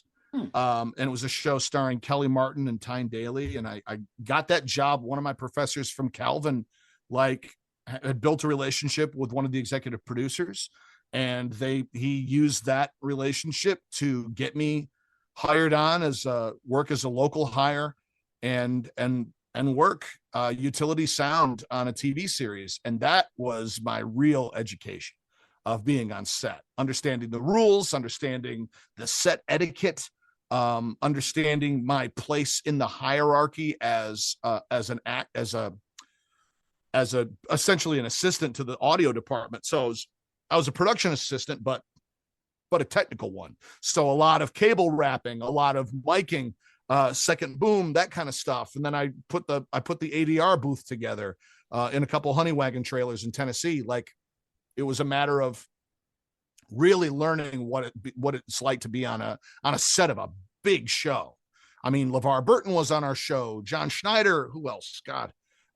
Delta Burke, like a lot of names from, in particular folks who had elevated during the 90s, but I mean, Tyne Daly is a legend. So that experience really prepped me for when I got to Detroit and was working as an actor on camera. Then it was like, oh, I know where the sound card is, and I know who the grips are, and I know what this equipment does, and I know what the process of miking is, and I'd watch the actors be prepared.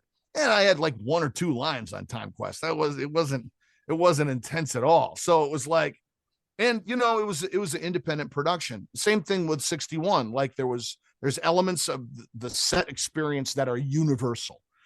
So that made those spaces, even on Young Rock, feel so much more comfortable. And that, again, coming back to confidence, like I talk, like having that experience on set, walking on there and knowing who to reach when you get to set. Like, I got to call production, someone from the production team, to let them know I'm here. If they didn't greet me, I got to track them down. That's on me. So like that kind of knowledge is something that really makes a difference and keeps you present and confident as you're working. I think that's something it's valuable. Anyone who wants to work, I think you should at least, work as an extra once or twice just to get a feel for the sound and the smell and the atmosphere of being on set, and where you can go and where you can't, and where you should and where you shouldn't. It's not like college. No one's telling you can and can't go anywhere. It's just, people just look at you. So it's like, it's nice to, figure that out. Stay by your trailer, stay by hair and makeup. They're your friends. Stuff like that, though, that knowledge is invaluable because you're working on a production. You make a good impression. That person works in another production. Oh, we need to go. I know a guy. He was so professional. Let's get him in. He was great. Dude. I mean, I just, for this headshot session that I just did with Zaw, like, I called our key makeup artist from Young Rock for this last season and reached out to her. Was like, hey, I'm getting headshots. Would you come and do me? And I'll pay you and she was like, yeah, man, absolutely. We're all in LA. So it made it super easy. And it was great to reconnect. But again, it's about building those relationships. And, it's not just a relationship.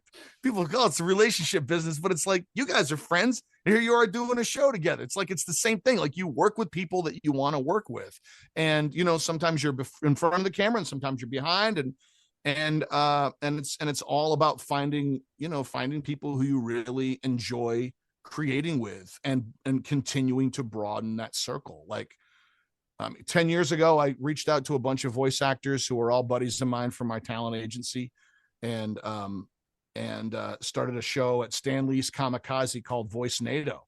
And we're just doing like a live con impression show. It's a combination of short form improv plus voice matching and doing ADR and doing it live and just having a blast. We've done it 10 years now, and like they've become my tribe of actors. And everyone, when we started, like, none of us had any credits of note. Like, the one guy who was like known for something was Fred Tatasciore, who had done the Hulk.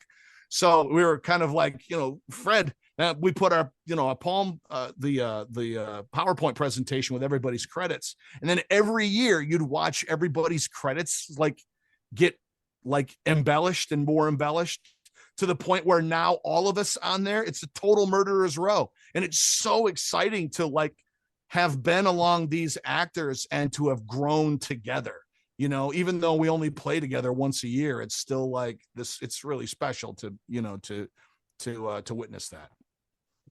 It's amazing. I mean, your enthusiasm and your love for what you do as well, it really comes through every time. Just when you're talking now, it's just like, I'm feeling that, the excitement. I'm like, oh yeah, I want to go and like do something now. Like, guys, I'm actually going to go now. This has been great. I was just thinking, I was like, I could do improv. He's right, it's easy. I mean, have to say, guys.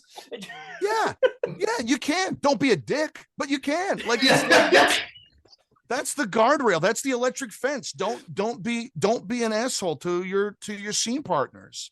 That's how you make great scenes, is like really listen. Really, like, I remember judging a cage match in Chicago, and it was like 4 improv groups doing 4 10-minute sets, and then we would give like adjudication at the end of it. And I remember one group, and they were killing, but it was 6 guys and 2 girls, and the guys were funny, but they were gunslingers, man. They just steamrolled over their partners, in particular their female partners.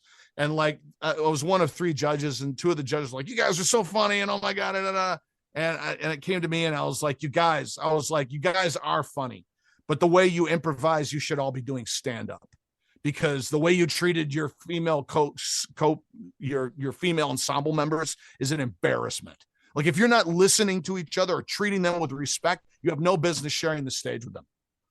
Don't bring stand-up energy to improvisation. That's not it's not the essence of the work. It's really not. Viola Spolin created it for the purpose of taking veteran actors and student actors and putting them in the same space so that they could work on a Shakespeare play together.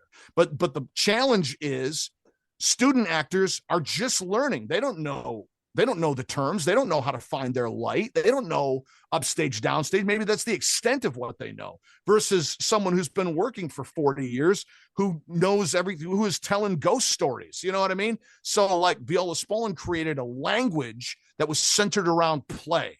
It was called improvisation. And that's what her rules of improv are. It's to get everybody into the room, and here's the rules. Yes, and don't deny, avoid questions. And now we're going to play small improv short form games so that we can all find common language and common experience. And now we can work together moving forward, and we can use that language. That's the intention behind Viola Spolin's improvisation for the theater. So when you take the form and then reject the idea of, I'm going to support everybody, it undermines the whole point. It's some freak abomination of the idea. It's just basically, free form, ruleless yelling. And if a scene emerges, good for us, but generally it doesn't. And it's just a lot of crass people who don't have the discipline to do stand up, getting up and shooting their extroversion all of an audience to happy applause because the magic trick. There's no magic trick to it. It's just getting up there and just being obnoxious. Take a stand-up class. I'm not trying to take anything away from their gifts, but I do feel like if you're going to be in a group sport, you got to learn how to play like a group. That's the challenge. So there you go. There's my rant. Once you cross 50, you get a little crunchy. You care a little bit less about what people have to say.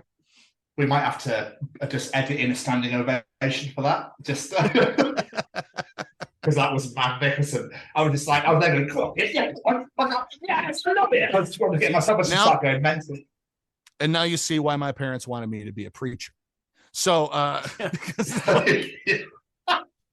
but like I said, I get to, I love this work. I love this work. And this work needs an evangelist in it.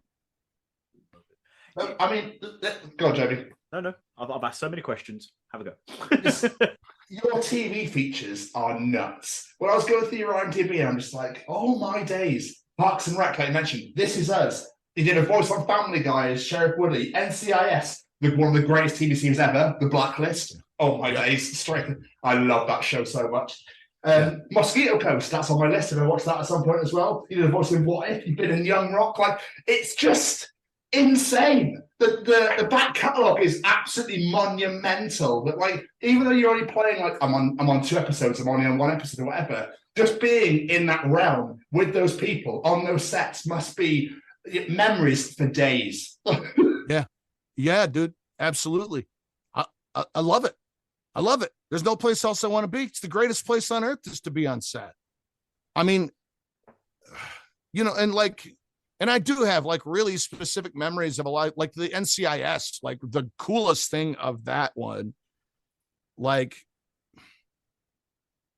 so here's some internal stuff, like, and you hit on it, like working a day on the Mosquito Coast or 2 days. Mosquito Coast was great. That's like, because that was the first episode. And we were getting ready to go shoot it, and I got invited to the table read. That doesn't always happen. For like, I can count on one hand the shows that I've been invited to do the table reads in. Like, obviously Richie Rich is the series reg, and Young Rock, because it was a heavy guest star and recurring and stuff. And we always I did it right here in this chair and this computer for like table reads for while we were here, and they were in Memphis or in Australia or wherever. But like, going in person to getting invited for the NCIS one, where it was like, I had one line. It was a walk and talk at the beginning of an episode. But they still thought enough to invite me to drive out to the production office. And then I'm there a little bit early. I'm at the table read. There's like 1 or 2 other people. And then my dear friend, someone I met at Second City here in LA, Deanna Reasonover, walks in, and she had just booked. She was at that point the recurring guest star, but she was made the series regular as the new medical examiner. That's Deanna. And it was her first table read. So it was like to be there together, like I'm standing there, like not knowing anybody. She walks in and she was like, oh my God. So like big hugs and all this other stuff. And then she becomes like the newest full-time member of the cast. And then Mark Harmon is like the kindest man. He like came up to me and put his arm around me and welcomed me to the NCIS family. And like, when I was in the makeup trailer, he came in and was like, so it'd be wonderful if you could sign the episodes, like sign this stack. There's like 20 scripts of today's episode. We collect them to like donate to schools for fundraisers for fans of the show. Like if you ever, if you ever need anything, please reach out to the production office. We'll happily send you stills, autographed stuff to be able to use for silent auctions to support things. Like that's the community of NCIS. How great is that, right? That's like, amazing. And it speaks to the legacy of the show. And like every time I've very rarely been in a position, and I think with the Croods, I would have done that if we were in person, to be able to spearhead something like that, because how great would that be? Yeah. So I don't know, man. Like there's a film called Danny Collins where I got to work with Al Pacino for a couple nights, and Batman versus Superman, just working with Zack Snyder in Detroit, and meeting Rami Malek and Denzel Washington on The Little Things, and Rene Rousseau and Jake Gyllenhaal and Nightcrawler. Like they're like, And Annette Bening was in. I didn't even work with her and Danny Collins, but I went in for like just a wardrobe and makeup test while we were shooting it, and she happened to be in there doing a wig fitting and was just. She didn't need to say a word to me. She was like, "Oh, hi, what's your name? Who are you? Welcome. What role are you playing? Oh, it's a great role. It's lovely. This is a wonderful crew. And Fogelman's great. And Dan Fogelman was terrific. He went on. He was our director for Danny Collins, and he went on to create This Is Us. So yeah, I mean, it's funny. The memories come out as anecdotes for stories. You know what I mean? Yeah, it's the best. And I still like as much fun, like I still have to say, like Young Rock is of sets to be on, like just the greatest, because our ensemble is so tight. Like we're all really, really close friends. Like last night I was hanging out with Uli, who plays adult Dwayne, and Kevin Makeley, who's Macho Man. And so the three of us were out at Tam O'Shanter's having a rarebit, Scottish rarebit, and we were at a proper Scottish pub last night, and it's just fantastic. So like I'm with these guys all the time, not only on set, but like, back here. So as I said before, this is a relationship business, and if you're lucky to be able to maintain relationships from working on productions, it's the greatest gift ever, and I've been really fortunate to have that with both Young Rock and with the Croods. Do you have any, is there, sorry, try that one again, failed at English right there. No worries. Doing roles in these shows, are there any shows you wish you'd were able to spend a bit more time on or go back to? Because you had such a good time on set with people. Oh man, there was the Parks and Recreation set was a complete and total blast. Amy Poehler's just the sweetest person, so generous, and her comic mind. Like just to give you a quick anecdote, like we were doing a big town hall scene. This was I was recurring on the show and I came back, and we did a pass on the scene a couple times. And she was giving me a line and I was responding to her, and her line was kind of accusatory. And then I responded in kind. And then she paused and left the set for a second. And I'm across the room from her at a microphone, and it's filled with extras. Everybody on the show is there. Rob is there. Adam Scott is there. Aubrey Plaza, the full cast was on stage. And, but she came back and had clearly talked to the director and made a choice to completely change the energy of how she talked to my character. And it was just interesting and experimental and fun. It was a really amazing set to be on. Part of it is people who I worked with, who I would love to be able to spend more time with, because I just enjoyed my brief interaction with him, like Rene Rousseau, like Matt Damon. I had a great time with Matt on Behind the Candelabra. Pacino, and then directors, man, like Fogelman's amazing. He was a terrific director to work with, and just so excited. That's the other thing. It's the perception of a director so often is the guy in charge and sort of smoking a cigar and sitting in another room. But so many of these guys are just as fired up, just as excited to be there. Can't believe that everything is coming together the way it is. And I'd give my eye teeth to go back and do some more Richie Rich too. I mean, that was the greatest, just madcap, insane, no stakes. So much fun. I love working with all those kids on that show. Amazing. Yeah, I can't speak English and he keeps sneezing. So as I mentioned earlier, you've mentioned yourself, great lasting career in voiceover work, mostly with video games. How did you get into the realm of working on video games? Oh, man. Moving to Los Angeles was a significant part of that. When I was in Chicago, there was a little bit. EA had a presence there, but then they closed the office shortly after I got into voiceover there. So I got into one Marvel game, doing some background stuff. But when I got to Los Angeles, that was when more of the LA is just, there's just more theatrical opportunities. That's it. There's like less commercial stuff. There's not necessarily less commercial. There's still plenty of commercial work, but the amount of theatrical voiceover work that comes to you in Los Angeles versus some of the other markets is pretty substantial. It has a lot to do with casting directors and relationships with agents. So based on the nature of my relationship with my agent and their knowledge of like my desire to get into video games, I started to see more of those auditions. So I did book, my first video game was Midnight Club 3 Dub Edition, and that was a motion capture job, and I booked that out of Detroit. So that was the first gig, and that was Rockstar Games wanted authentic people from the towns that we were doing racing from. So they brought in a kid from Atlanta, they brought in a kid from Detroit, and they brought in a kid from San Diego. And they flew us all to New York, and we went in the volume and put on the ball suits and did motion capture for a racing game, and it was amazing. Rockstar was incredible to work with.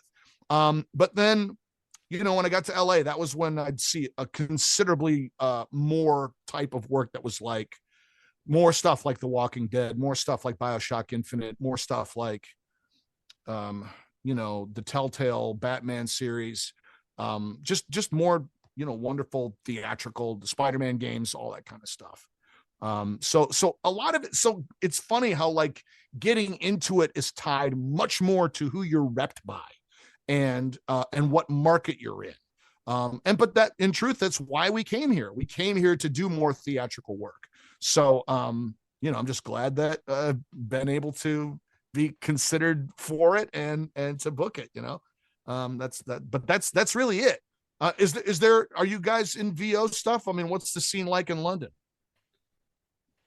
I mean, I'm nowhere near London. I'm in Wales, so okay. Complete opposite side of the. My ignorance of your country stands true to my Americanness. It's all. I love that though. Literally, people either think that you're from London or Australia. I was in Colorado about 4 or 5 years ago, and I was at a bar and I was just having a drink and I was talking to the bar lady. And the girl next to me went, "Oh my God, what part of Australia are you from?" And I was like, "Well, I'm not. But I mean, if you want, I can put the accent on. If you want, I can talk Australian if that makes it any easier for you." Yeah, mate, we can all talk Australian, eh? That'd be great. Good on you, mate.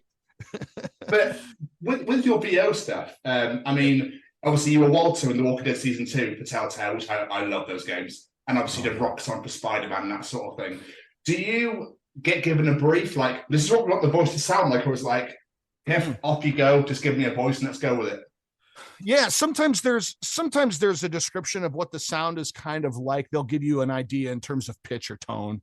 It's like, this is a deeper voice or a rougher voice or a medium sort of baritone, that kind of thing. And a lot of time it varies game to game, and it depends also on what you're doing. Like often the more explanation, the more important the character is. Like if it's just like, you're soldier number 4, that's all you need to know is your soldier number 4. Get down, grenade, you know, and then maybe you do a pass where it's like, get down, grenade. He's international, it's Russian, get down, grenade, you know, that kind of stuff. So it's about, you know, just doing sloppy impressions and getting through it. Not sloppy, you know what I mean? But like, I mean, trying to make it swing so that ultimately it doesn't take the player out of the game. That's always the goal. Is my job is to be in service to the story. And if you're playing Call of Duty and you're doing like a mosh pit with a bunch of, you know, railroad cars on a boat, if my bad dialect takes you out of that game, I have no business in that game. Right? Like, is my job is serving the story that the participant is in. I'm part of the wallpaper. So that's the job. And if the wallpaper's too bright or too vibrant or too paisley, you're like, what's wrong with that wallpaper? Then I'm not doing my job. So like, but then, you know, like learning to read video game scripts is a big deal. And it's something that I teach in the voiceover classes of like, you know, sometimes you're going to get scripts that come in an Excel spreadsheet because of the asset management. There's like, let's say you're playing a game like Call of Duty, and there's going to be 3 pages for the cinematic where the character is like, listen, I was left behind by my team, and now I'm coming to get revenge on those bastards. And what are you talking about? Like all that kind of stuff, right? That's the cinematic for the scene. But then, and that's written in screenplay format, so you can see the dialogue, you can see the action, you can see the other characters. But then the Excel spreadsheet is for call outs, for like all the things that the character might say during the course of the game. Now, sometimes you'll see it in dialogue too, where it's just like producing an interactive title that is 20 hours of content is a massive undertaking. And all of the voiceover bits, all the performances are boiled down to elements. So in truth, when a producer is recording you, it's all about asset management. You're just trying to record stems that you're going to plug into the game and the game engine is going to run. So having it organized in an easy fashion, I'm happy to rise up to the moment for a producer who'll go, okay, for this line here where you're talking, you're warning people to stay out of the pit, even though it just simply says agitated. So then I might do a series of 3 on that line where it's like, hey, you get away from there. You give them 3 separate takes on that. So they'll select and say, that's my one for that bit. It sounds agitated, but it's also, so you're really reliant on the voice director to give you context when you're dealing with that. In an animation or a script like that, so much of the context is on the page. So it's like, oh, the slug line tells us we're in the family treehouse and everyone's there and we're all sitting around the table and Ugga's bringing some food and Grug says, something stupid or is eating his hands. But the context is all written out for you versus in a video game script, often there's no context at all or very little, or you just have to know how to read Excel. And then that helps you get through it. And the other part of it is cold reading. Cold reading is really, really important because with video games, you never get the script in advance. I'll book jobs. I will literally book jobs and they'll be like, okay, so for Ramonfard, you're booked tomorrow. I'm like, great, Ramonfard. No idea what that is. It's the man's name. You go to the studio and they're like, okay, so this is Far Cry. And you're like, whoa, Far Cry? I didn't know I was in Far Cry. It's like, well, you are. And you're going to be playing this character. And you're like, oh, sweet. But because of NDAs and all that other kind of stuff, because in the past, people have been like, you guys are not going to believe it. In 2 weeks, I play X and so in this game called Far Cry. Perhaps you've heard of it, and people just completely losing their shit on social media, revealing games that haven't been announced. So that's the problem. It's like, and my take on that early on with NDAs was like, it's not my story to tell. I'm just I'm part of it, but I'm not the thing. People aren't tuning into The Walking Dead season 2 for me.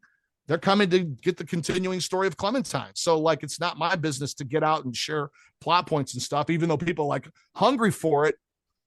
It's like, it all comes back to story again of like, I'm giving you the story outside of the context, even though you're hungry for it.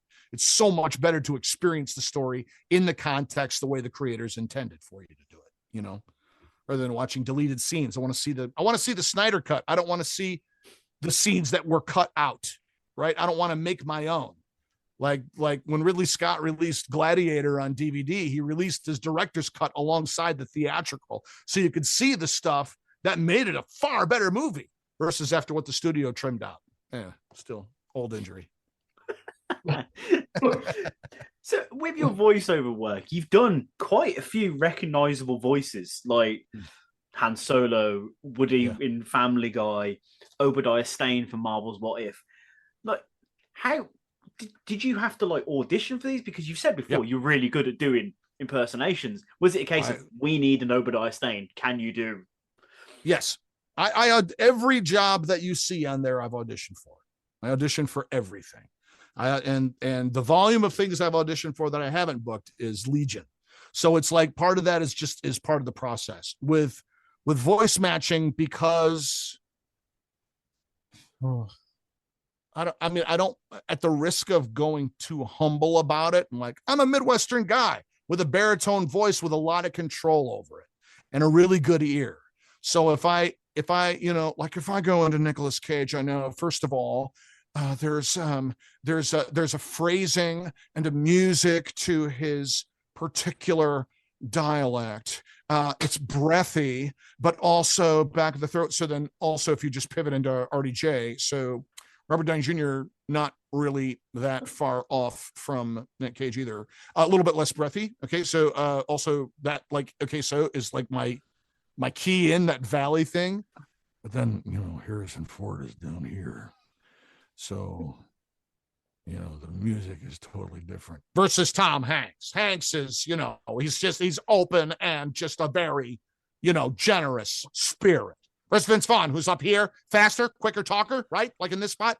So like it's all of those characters live in different spots in my voice, and knowing how to access it. It's literally like figuring out it's physical. So like if you're in a gym and you're doing legs, you're working your lower part of your body. So like for me vocally, Harrison, Jason Statham, who else down here? Ryan Winstone. Right. So like all those live in the same pocket, but then there's just little pivots that get you into that spot, and there are rotations. So then your ear helps you sort that. But then again, also microphone work and spending the time in, Grandpa's studio doing that. I've been working on that craft, and to be able to slip between my entire career. And I didn't start doing voice matching until I was in my 40s, professionally, because I would have loved to go on to Saturday Night Live, but impressions weren't something that we were really doing at Second City. That wasn't the kind of work that a lot of my castmates wanted to explore. So I just didn't. And then hid that under a bushel until I was in Chicago. When I got into Chicago, I kind of started doing impressions, and people were like, "What? Where did these come from?" I'm like, "Yeah." So I think the first voice match thing I booked was a series of demos as Owen Wilson for Chili's that never end up coming together. But yeah, I'm going to Chili's. That was like, it was basically, That was literally magnificent. Thank you. Yeah. Thank you. As you maybe not tell, me and Tom love watching people do impressions. So that was the best. It's great. But like, it's the greatest party trick ever. But then the other part of it too is like, most of this work is very, very subjective. You could watch a movie and walk out and have vastly different opinions of the film. But the one thing of this craft that is not subjective is impressions. You either sound like the guy or you don't. And everybody is an expert. Everybody's an expert at going, "What? That's not Al Pacino. That Al Pacino shit." But then you're like, "Well, no, that's Al Pacino in Heat. That's not Al Pacino in, my Al Pacino is Al's, here. My Al Pacino is sort of vapid, kind of a cross between Son of a Woman, Al, and Heat. Look, I don't know what you want from me," that kind of a thing. But versus Al Pacino and The Godfather, very, very different. So it's just a matter of where your strengths are. I can't do young Harrison Ford, but give me Harrison Ford, Force Awakens, and after. We were being hunted, not versus my buddy AJ LaCasio does a perfect young Harrison.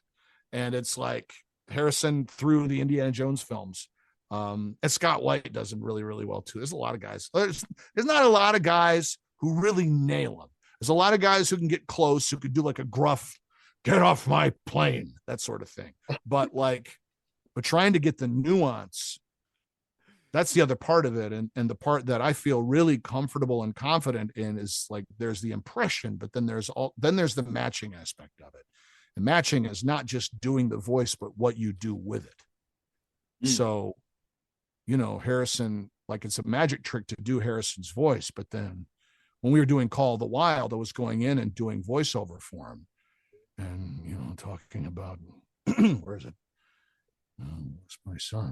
We have to go far, far beyond maps, figuring out how to do the voice, but then play him. I've got to act as well as Harrison would act. So that requires a different set of skills of really being emotionally available and then playing through the mask of the character. And that's what The Croods is about. That's what animation's about. Like my favorite episode is Daddy Daughter Day of the Croods family tree. And there's so much pathos and longing and feelings of loss that are, and warmth and joy in it, that like it was really emotional to do. And I'm doing it all through the mask of Grug. And it's just really satisfying. Same thing with Pat, with Pat Patterson. Like I get to do a lot with that character. And I started by listening to his ring commentary and Hall of Fame and induction speech and that kind of stuff. And not leaning into the French Canadian aspect of his dialect, because he didn't speak a word of English when he came to the States. So when he got to Boston was where he learned English. So his English is tinted with a bit of a Boston dialect. So, so when I was my way into Pat was always never not smiling, always gregarious, and kind of talking like Quentin Jaws, you know what I mean? So it's this kind of a thing. But that's it. That was kind of where I began, and then we would play. I was going to talk about Young Roxy. You just sort of segued for me there. That was great. Oh, good. That's a bit of teamwork. I enjoyed that. But you do an amazing portrayal of Pat.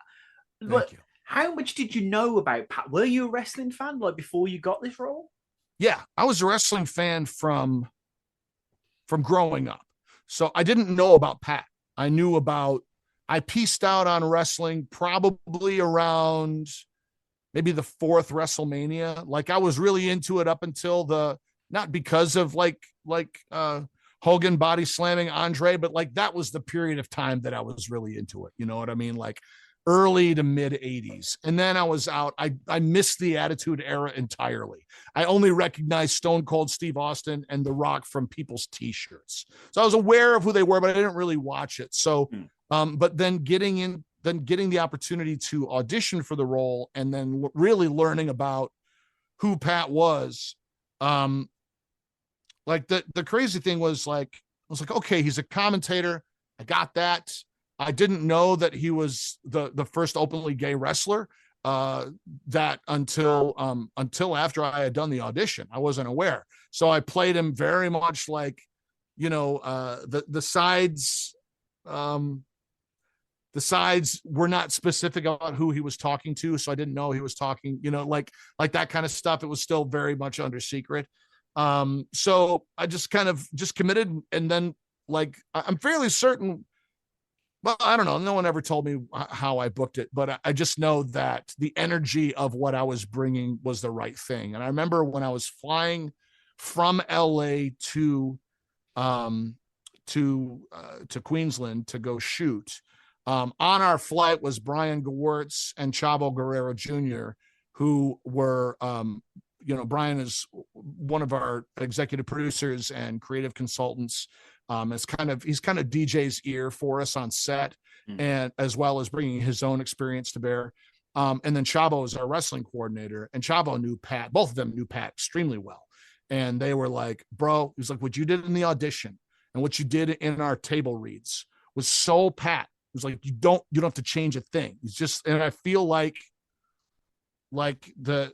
everything I needed was on the page and out and about in some of the media that I found. And, really just try to think of him in that way, in particular, in terms of our story, of where Pat joins Dwayne is really what the story is from my arc.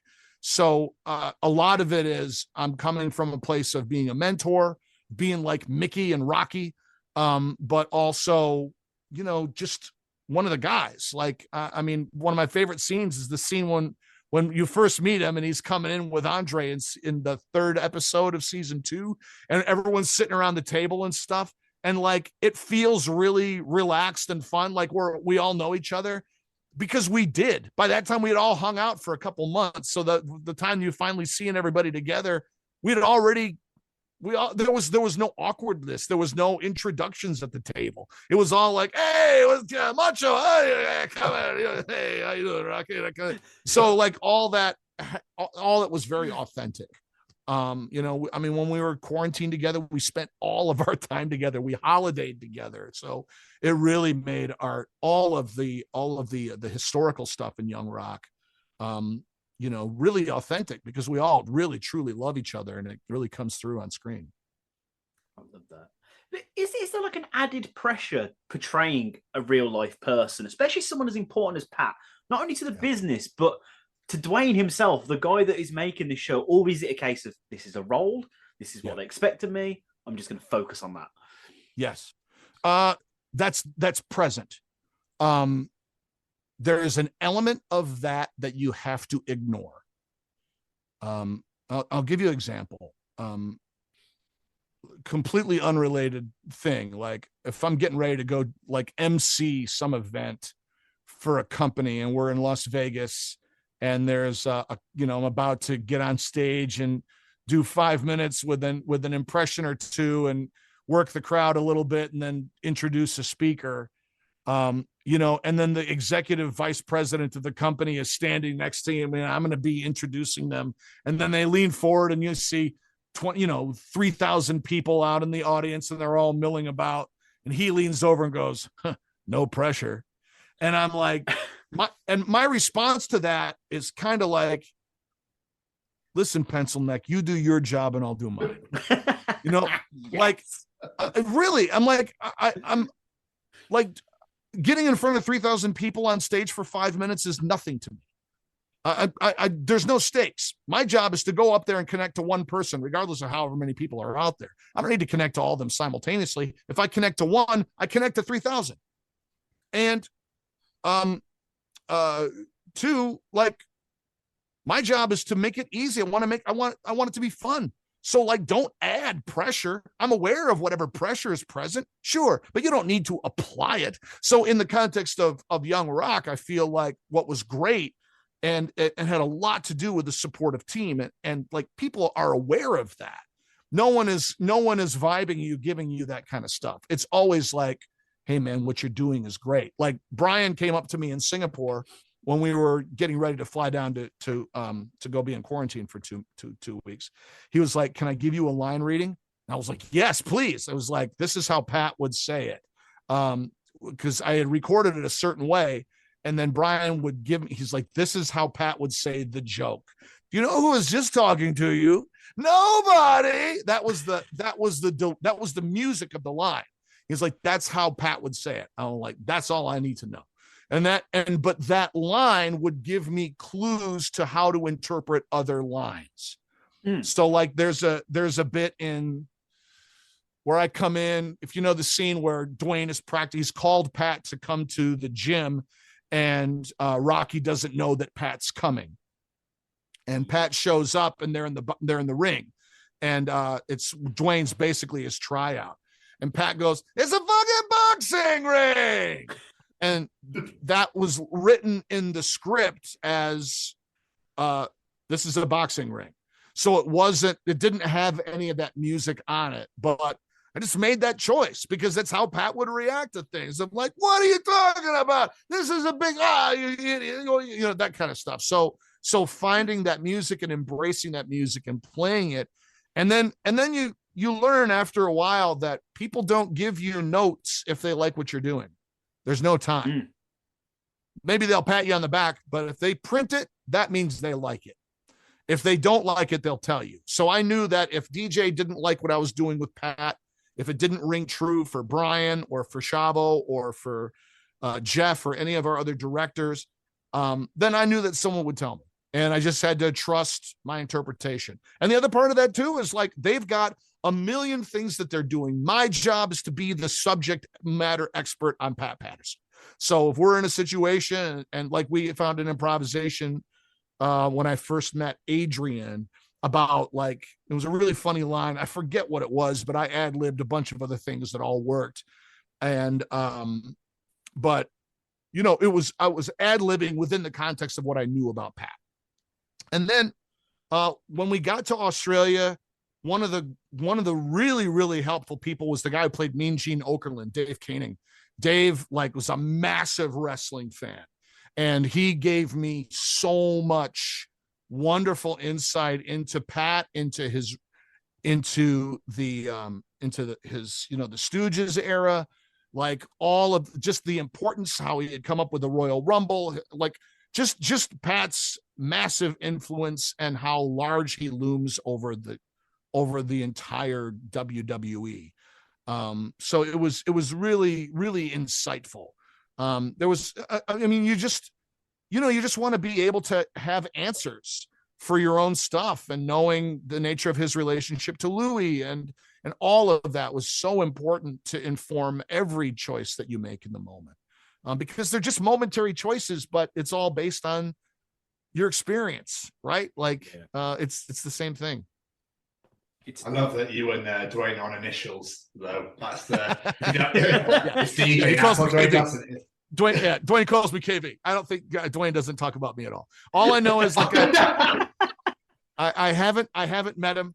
We did one Zoom where we all did the table read for season 2, episode 1 and 2, and that was the first time he saw me do Pat live.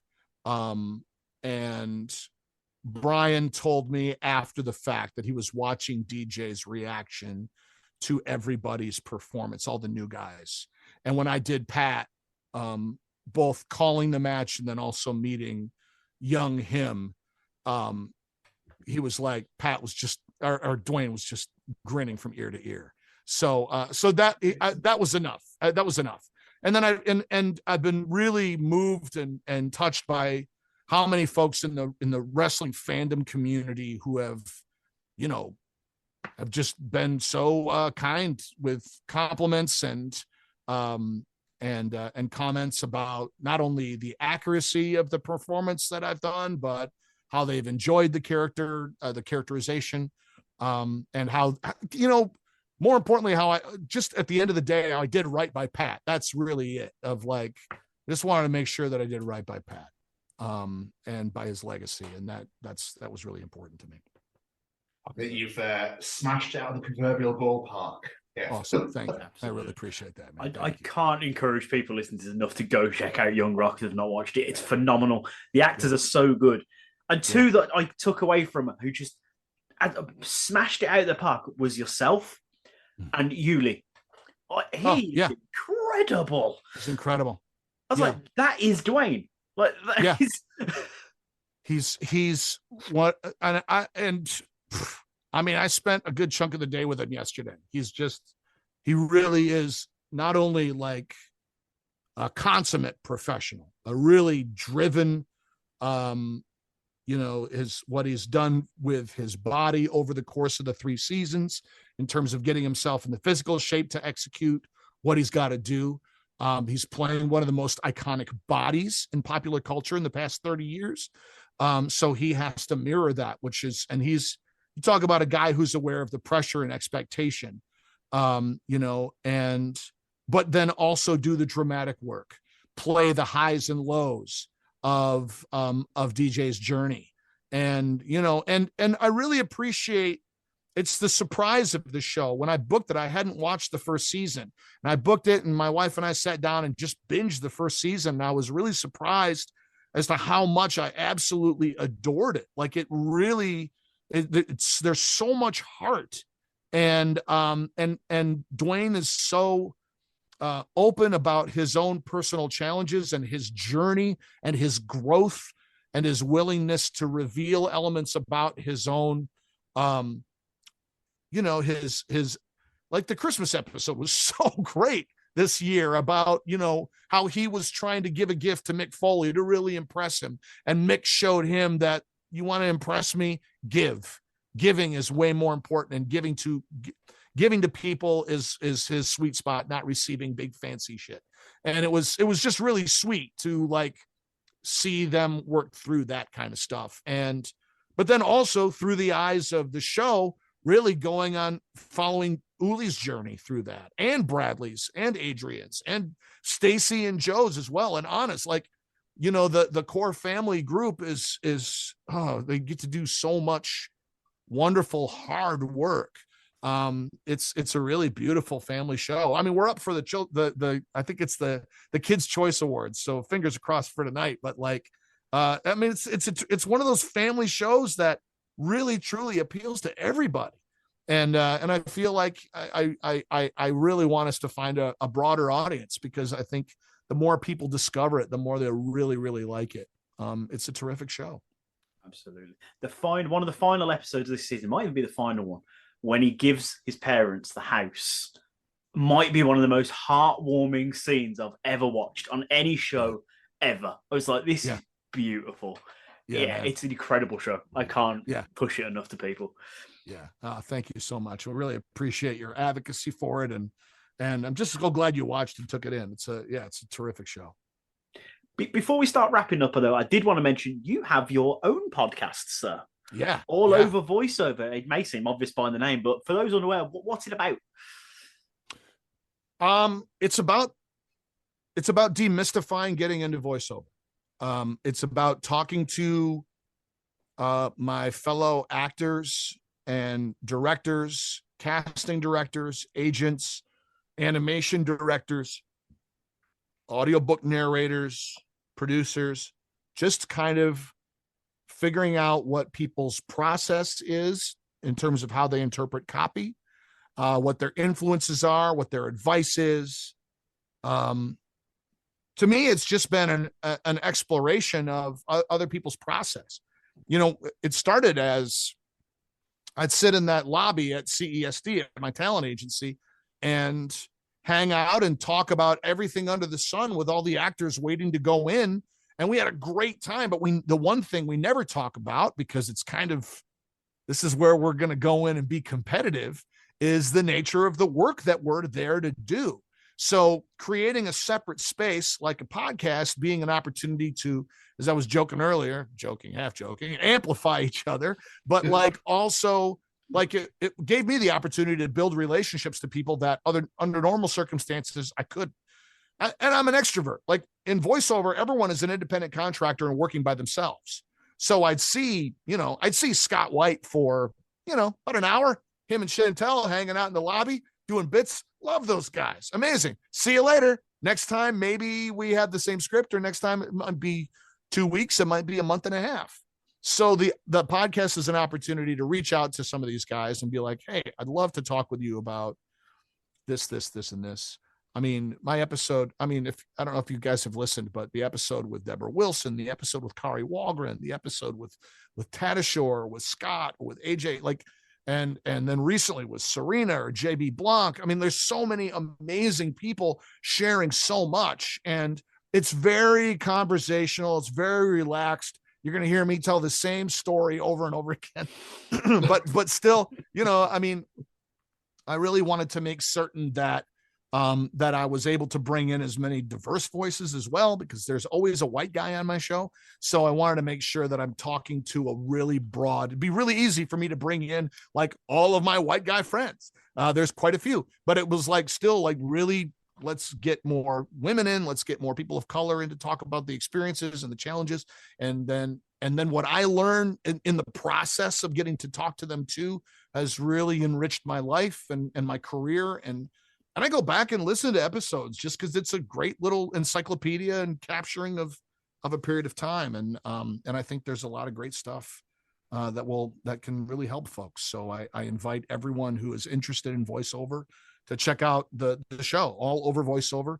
You can also go to the website, allovervo.com, and you can stream stuff there.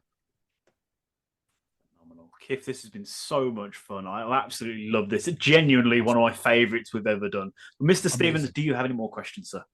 I do. I have two, if that's okay with you, Kiff. Of course. What I want, you've briefly touched on it quite a few times, that you now teach, obviously, voiceover, sketch comedy, etc. Passing your knowledge and your expertise toward the future generations that are all coming up. Except I think it's phenomenal that you do that. I think it's amazing that you've honed your craft for so long now. You're like, I'm only going to be here for so long. I want to pass on what I know and pass on, to the people coming up and etc. Yeah.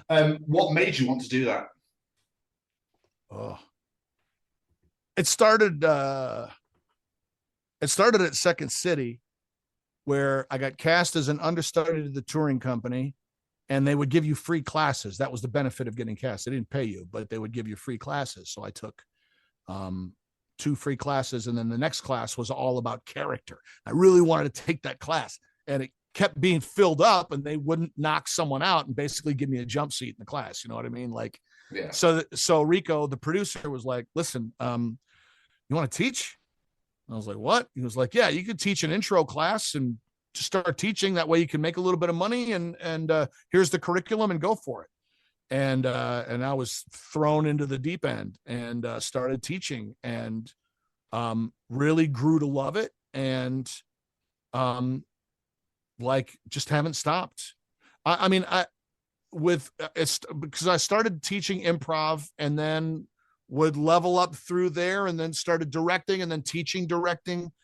You know, it's kind of like these two things have always sort of run together. And I'm teaching right now kind of off and on with Callum here in Los Angeles, but then also doing private coaching and that kind of thing. And then teaching with the mocap vaults. I'm teaching a class called Pure Imagination in a couple of weeks, where we use learning improv skills specifically for motion capture and use in the motion capture vaults for cinematics, for in-game, all those other kind of things. So really trying to spin through it. I love group work. I love an ensemble, and a class is an ensemble. A class is this unique, special little spot where 9 of us, 10 of us are trying to figure something out together.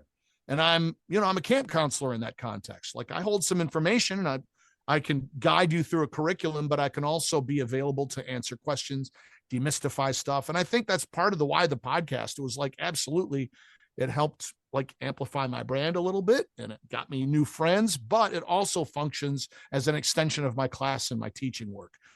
So it's an opportunity to be able to have these places that are available and keep people company while they're driving. I love like coming up with class ideas.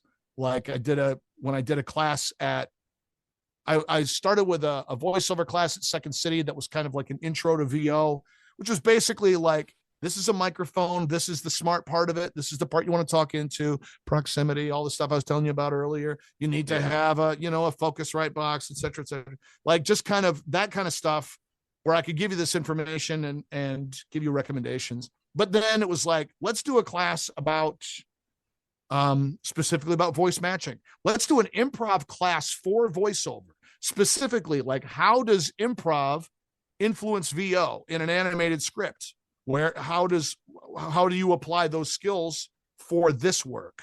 That kind of stuff. So yeah, I don't know. It just comes off of challenges that I run into and then navigate, and then trying to share those things. So that's basically at the heart of my work. It's great. It's incredible. It's truly inspirational as well. Like I could listen to you talk for hours. I'll be honest. Well, you can all over voiceover. Why there's 90 some episodes, and there's an hour of it, so there's 90 episodes you can listen to. But finally, Kip, before we do let you go out here, I mean, when you first started your journey with improv and voiceover, etc., did you ever think that this is where you would be today? Yeah. Yes, love that answer. I love that. But because why else? And I don't want to come off like, I don't want to sound arrogant, but it's confidence. It's like, why chase it? Harrison Ford says in Clear and Present Danger, and I use this line all the time, I didn't come in here with my hat in my hand. I didn't come to this town with a, please, sir, will you please let me come and play? I came in here with the confidence that I needed to be able to go into a room and say, I belong. To be able to come over to the table and pull a seat up and go, hi, I'm Kiff. What's your name? And meet you eye to eye and be like, this is what I can do. Here's my skills. And what can you do? And be amazed and blown away and excited to get to know so many different people and become friends with them, but like also have the confidence in myself to say, I belong too. And maybe, maybe I can't do what you can do, but I can do what I can do. And maybe there's value in that. It was really funny. We were walking we were walking in Australia across in Nature Bridge in Queensland. There's this beautiful national park of like different places to hike, and Nature Bridge is like this 1.5 kilometer walk that goes down by a waterfall and over a bunch of falled trees through kind of a rainforest. And a bunch of us went, and the guy who played Luke Hawks, who plays Stone Cold Steve Austin, was with us, and Arlen, who plays Danny. And like there were several of us together. We were walking, and then Arlen was like, "Hey, Kiff, do your impressions." So I did like, a handful. I did Robert Downey Jr. and Nick Cage and Harrison Ford and stuff. And I got done, and they were all laughing. And Luke was standing there, and then Luke goes, "I can bench press 300 pounds," and it was so funny. It was like, it was the perfect response. And I love Luke, man. He's so cool. He's the funniest guy, and it was like this really beautiful like celebration of what I could do, and him going, "Well, I can't do that." And then I was like, "Yeah, but I can't bench press 300 pounds. I can't do what you do." And I know he wasn't like eating worms or anything like that. It was just him being funny, but it was still like, it was such a cool moment. But it was, I bring that up because it's that aspect of it, of like, I want to be the guy at the table who can do the things that I do, not just in terms of my work, but again, like, as a listener and as a collaborator and as a team member. Like, I've had the benefit of working in a wide variety of spaces, and that's been because if I just specialized in one place, when that one place dries up or is slow, you're screwed. So like, so much of what I'm doing is based on necessity. If I can work on camera, if I can do voice matching, if I can narrate an audiobook, if I can do promo or learn it, there's what one man can do, another can do. Everything is knowable, especially now, between podcasts and classes at UCLA or at any university. You can take classes online. All this stuff is completely knowable. And if our job while we're here on this planet is to try to find a way to fulfill what's inside of us, what's stopping you? And believe me, I still have time to dick around and play super hot in VR and get my ass kicked in Call of Duty 2. I still have time to do that stuff. I still have time to be a dad, take my kid to Disney World and do all those things. But like, this work makes that possible. And the portability of it. Hang on, this is going to sound loud, but like the ability to have a relatively small footprint when it comes to equipment allows me to go out and do. Like, people talk about voiceover being the golden handcuffs, and I refuse to believe that notion. That just means you're going to get paid a lot, but you got to stay in your booth all day long, and that's where the opportunities are going to come to you. That's true. But if I take my booth and take it in the car and find a way to record quietly, then I'm not restricted. When I was in Australia doing Young Rock, I bought a portable booth from Snap Studio for $450 and set it up in my bathroom in Australia so that I could continue to do work for the Croods, because I was out of town for 5 months, but I was a series regular on a show. So they couldn't backlog all that work. I really had to get permission from DreamWorks to take the job. And when I solved that problem for them and said, "Look, I'm going to find a studio. I'll have recording space. I'll have everything we need to make it work. I will solve that problem for you. If we need, because of the time zone difference, if you need me at 6 o'clock in the morning recording, I'm there at 6 o'clock ready to work."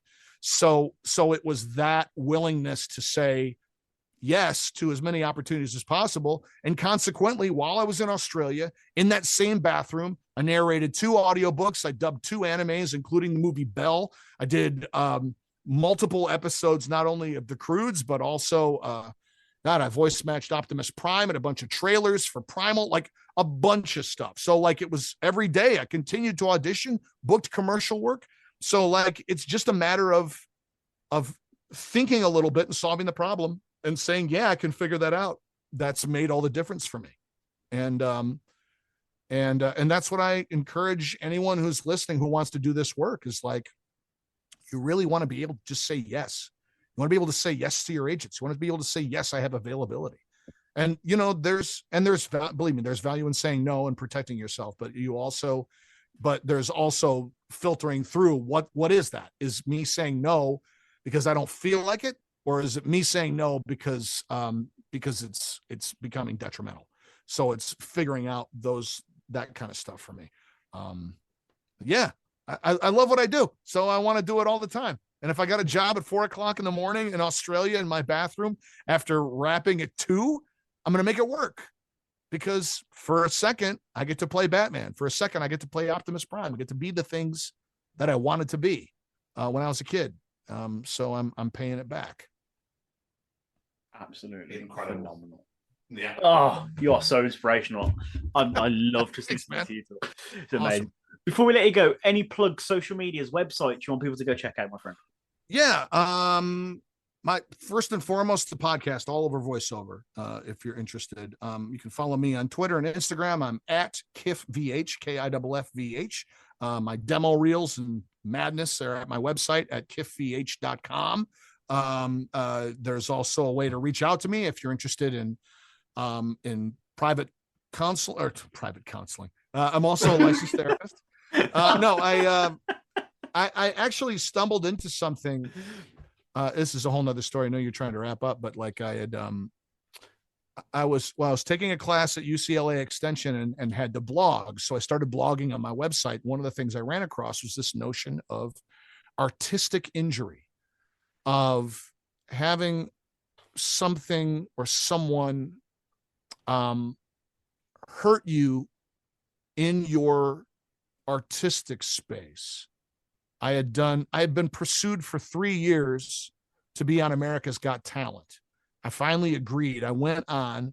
The producers gave me a running order of who they wanted me to do, and it wasn't organic, but I did it anyway, and went on at 11 o'clock at night, didn't connect to the audience, didn't connect to the judges, and to have Heidi Klum and Howie Mandel clap at you like that was it. When you're doing your superpower, I felt like, in a way, I felt like Superman catching a rocket and then getting called on the carpet by Congress. Batman versus Superman. It felt the same way. It was like I'm doing the thing, and you're crapping on it. And the very next day, I had a job doing Han Solo. Like at that point in my animation career, it was like the greatest job I'd ever had the very next day. But it was still like this impact of like having Heidi Klum, like clapping slowly, looking at Mel B, like, what do we do with this guy? Like, it was it just hurt. And I didn't know why I was feeling kind of down. And my wife was like, you need to go improvise. You need to go find your play again. They took something from you, so you need to go get it back. So a couple of friends of mine have been doing a show called Buddy Puzzle, and it was once a month. You do one scene, 1 5-minute mono scene, no cutaways or whatever, with 2 people. So I called my old buddy from Second City, Cleveland, Randall Haar, and we went and we played, and would do it once a month, and it was enough, and it got my confidence back. But it was like recognizing that you can be injured by other people, and not physically, not even necessarily emotionally, but through your artistic journey. You know, if someone hits you on a DM on Instagram, and it's happened a couple times, people are like, your grug sucks. You know, I've gotten to a place now where my skin has gotten thicker, and I'm kind of like, fuck off. You know, whatever. What are you doing? Put down the big gulp and go buy a microphone. Then do a better Nicolas Cage than me and talk to me in 10 years. But like, you know, there is that element of like, you go out of your way to diminish someone's efforts. It just feels really, whatever. But I have kind of, in that process of discovering that idea, started working with folks, you know, occasionally, of like, you can sign up on my website for VO therapy. Let's talk about what happened, talk about that, and work to find strategies to empower yourself and rebuild your confidence. As I said right at the beginning of this thing, this business is about confidence, and people out there as Flavor Flav says at the end of He Got Game, be on the lookout for the spirit snipers trying to steal your light. They're out there, man. They're out there. You know they're out there. So it's figuring out how to protect yourself from them. And if you're an open channel, like you take it all in. So it's figuring out how to filter and strengthen yourself when it does get past. So those are things that I'm working on, trying to share and encourage folks. And sometimes people just need to talk about where they're at in their career, and they don't need advice and they don't need a class. They just need to be heard and be told, like, hey man, talk to me. Why are you struggling with, I haven't booked in 6 months. I'm like, well, okay, let's figure that out. Not necessarily why aren't you booking, but what's your intention? Are you trying to book, or are you trying to play the character? Those are two different things, and it radically transforms it. And these are things that I struggle with myself. So, yeah. So there you go. Those are some of the things I'm plugging. Watch Young Rock, watch the Croods Family Tree. Watch, Marvel. There's some new things coming. Go ride Pirates of the Caribbean at Disneyland and Disney World. I am the auctioneer pirate on the ride. So if you are riding through the diorama and you'll hear, "Weigh anchor now, you swabbies. What be I offered for these hearty hens? Each one an egg layer." That's me. So it's cool to be a part of Disneyland. It's pretty awesome. It's amazing. And fuck those keyboard warriors. No one gives, some people think that they've just got a platform to say whatever the hell they like now, and it just doesn't matter. So I feel you, kid. Fuck those guys. Like, who cares? Yeah, man. Yeah. And they're entitled to your opinion. You don't have to like it, but at the same time, then shut up. It's this work is too hard. Like, even I've gotten incredibly forgiving of movies because, man, like, Avatar: Way of the Water is a staggering technical achievement. Have I seen that story before? Variations, yeah. Is it a best picture? Yeah. It's a best picture not because of the story, but because of what they did technically. It's staggering. Is it better than Everything Everywhere All at Once? Absolutely not. But comparing those two is impossible.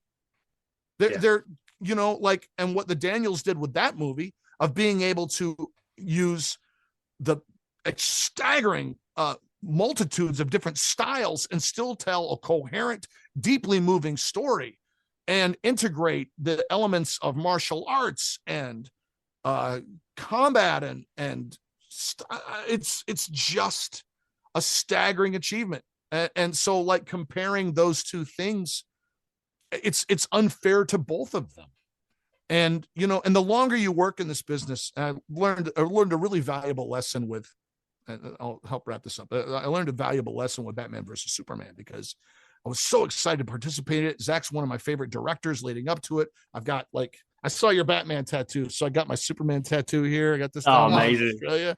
Yeah, it's like it's the Man of Steel Superman logo, but like, so like it means a great deal to me. And I was like, after shot it, sat on it for a year and a half. The movie finally comes out, and everybody and their brother like crapped on the film, but then would come on my Facebook page and go, "You were the best part of that movie. Don't take it personal, but blah, blah, blah, blah, blah." And you're like, why are you bringing that to my doorstep? And one of my friends worked at Legendary, and she reflected back to me that I had gone on Facebook and posted a long rant about how much I was upset by the movie Godzilla with Bryan Cranston. And she was like, "We're proud of that film. You didn't pull any punches." And you got to remember that at the heart of these things, these movies are not monoliths. They're expressions of the artistic virtues and values of so many people. Even something that's really easy to dismiss, people care about what they're building. You want it to be cool. So it's really changed my perspective in terms of how I engage with work that I don't care for, how I engage with work that I do, and how I respect even in a project that I don't like from a story standpoint, how I respond to the performances, to the set design, to the cinematography, to the sound design, etc. These things they create so many opportunities and work, and it's everyone's livelihood. So it changes your perspective on it a little bit. It's real easy to just go, that movie's shit. It's like, yeah, maybe to you, but you didn't see the director's vision. You didn't see the whole cut. You didn't see it in the right frame of mind. You had an expectation, but then you revisit it 6 months later and you're like, you know what? I was wrong. The movie was amazing. Like, yeah, that's right. So anyway, that's my little right. People listen to take that on board. Yeah, that is so true. So true.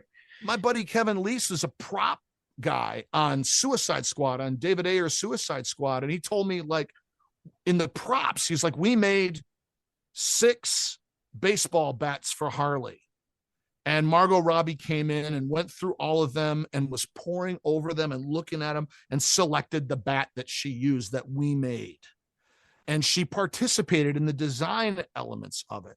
And Will Smith, when he was choosing Deadshot's gun, like, collaborated with them and talked about it. And then they made multiple versions of that and they selected those things. And like, this resonates with my character. We're in service of the story.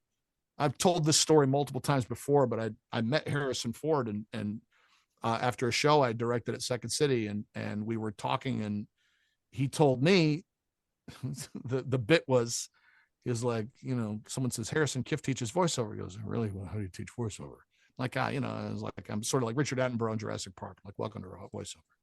He goes, you know, teach someone what to do when you get on set. That'd be a class someone should teach.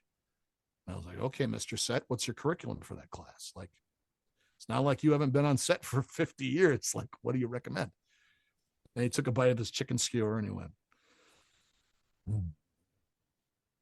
And then about 20 minutes later, he leans across the table from me and he goes, here's the thing that no one understands about this business. This is a service industry, and we are in service to the existential truth of the story. No one is above that. So make certain that if you're teaching people anything about being on set, that's what you tell them. So that's what I tell people. We're in service, and the props department is in service. Cinematography and cameras are in service to the story. The actors are in service to the story. The story is this amorphous thing. It's intangible.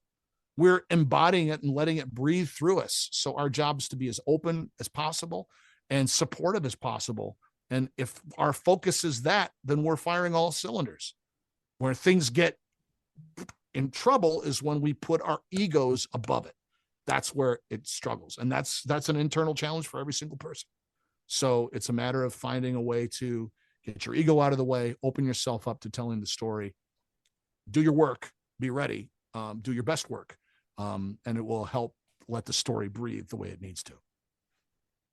Absolutely beautiful. You wonderful man, you. I really think we should wrap this up before we're here for another hour because I know it could happen. This is amazing. Awesome. This has been absolutely amazing. Like, I've loved every single second of it. Thank you so much for taking your time out to come and chat to us today. Oh, man. Dude, my pleasure. Thank you so much for having me on, guys. I'm glad that the show resonated with you, and thank you so much for discovering my other work and for reaching out. It's great to know you guys. Yeah, you too, my friend. We're going to drop this on Friday, 6 p.m. UK. So that's going to be like early for you, isn't it? 10 a.m. That's cool. Yeah, no worries. I'll amplify it when I get up or set something up. But that's so awesome. Thanks so much, guys. What a blast. Not at all. Yeah, thanks, man. Have a great day. Look after yourself, and we'll speak to you soon. Cheers, Kev. Take care, everybody. Peace. Bye-bye. Bye-bye. Just superb. Oh. We do love a Jamie catchphrase. We do love a Jamie catchphrase. Yeah, thank you so much, man, for coming on the show. We absolutely love talking to you. And honestly, we wanted to keep going, but obviously for time and everything, we were a little bit stretched. So I think we might have to do a round two. It was absolutely sensational. Thank you for taking the time out, man. I just loved every second of it. And the greatest intros ever recorded. Yeah. We can say we've had Nicolas Cage introduce our show. Guys, we hope you enjoy listening to it. I stumbled over my words. Let me start that again. We hope that you enjoyed listening to it as much as we did recording it. It's about getting into schools and talking to young people because, you know, I know that people can change. And it's about talking to people and getting them to understand and perhaps step back from violence and prejudice and whatever. And we just need to work together and keep on the good fight there. Absolutely. Hey there, guys. We are ecstatically happy to announce that we are associated with the Sophie Lancaster Foundation. The times are changing, and with the unfortunate death of Sophie, those changes have made a massive impact for the future. If Sophie was with us still today, I can guarantee what you are doing will still be reaching so many lives of young teenagers, young adults, and those who wish to be as different as possible. So thank you very much. To find out more about this incredible foundation and all the work they do, and more importantly, how you can help, head on over to www.sophielancasterfoundation.com.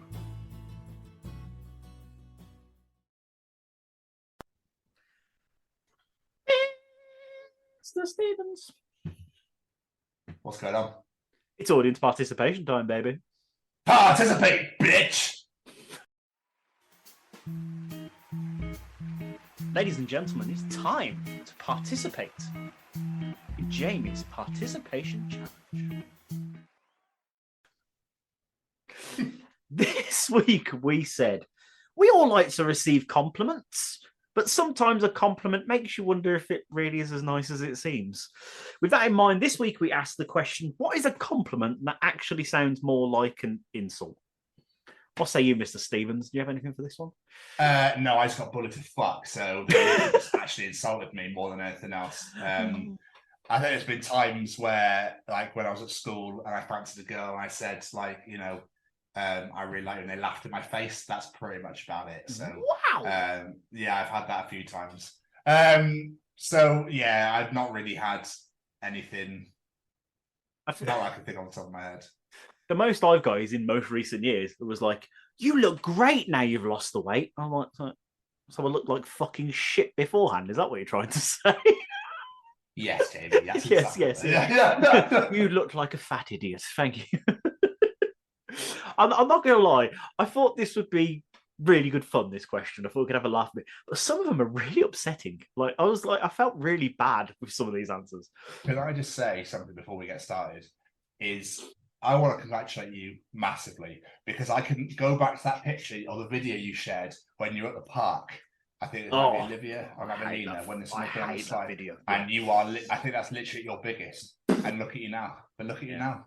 But look at you now, mate. You absolutely smashed it. I'm so proud of you. No matter whatever you put on now or lose now, you will never get back to that again. No. So don't sweat it, man. 6.5 stone gone is... you could write a book on that shit. Cheers, Joe Wicks and Slimming World. Anyway, let's get some answers. Sorry, participation challenge, yeah, sorry. Leanne Victoria, if you were 6 foot tall and a man, you'd be just my type, said by a man. All right, let me change gender. Bear with. I'll just grow one of these. There it is. Laurie Jean, your hair is beautiful. I like getting my fingers stuck in it. That was a child at work who said that to her. It's so beautifully knotty. Oh.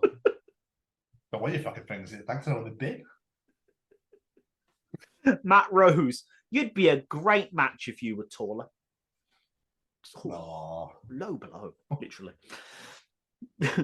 PR Brown, this one just made me really laugh. Wow, that looks really interesting. You deliver that spot on as well. This is one of the ones that made me really sad. Gemma Williams, you'd be really pretty if you made an effort. Yeah, thanks, Mum. I'm still not sure if that was a compliment or an insult to this day. From a mum, of all people. And Gemma Williams again. Well done. I knew you could do it. Condescending prick. Wes Pike. Again, another height one. If you wasn't small height-wise, I would go out with you. Who the fuck says that to someone? Women don't like small guys, do they? I think it might be a general consensus. It's just, I don't know. I'm not a fucking woman, am I? Plus, I'm 6'3", something like that. Well, I suppose, yes. So, I feel, guys, I feel you. I massively feel you. Like, I've got your back. Don't worry. I'll put you on my shoulders in future. It'll be fine. You're too fucking tall. Sammy Bacon. See, you can be nice. Oh. Phil Jolly. Whenever people say "good for you," it just sounds sarcastic and shit. Yeah, I don't like that. It's when people say things are nice. You're like, just nice? Is that like that's not a shit word? Yeah, that's nice. That's nice. Yeah. Bless you. That's nice. I don't give a fuck, but I'll respond anyway. Ash Bentley. I felt this one. You're not as fat as I remember. That was a personal highlight for myself, he says. Oh. Bless him. Dina Payne. Again, one I relate with. You look normal now. What does that even mean? Define normal. Go on. Person who said that. Tony Martin. You look good, bald. He was on that all the time. This is a bloody long name. Samantha Louise Napwall. That is a fucking long name. Fair play. So, from a teaching assistant, she's the type of girl my dad warned me about, but I always wanted to meet. I was 16. Oh.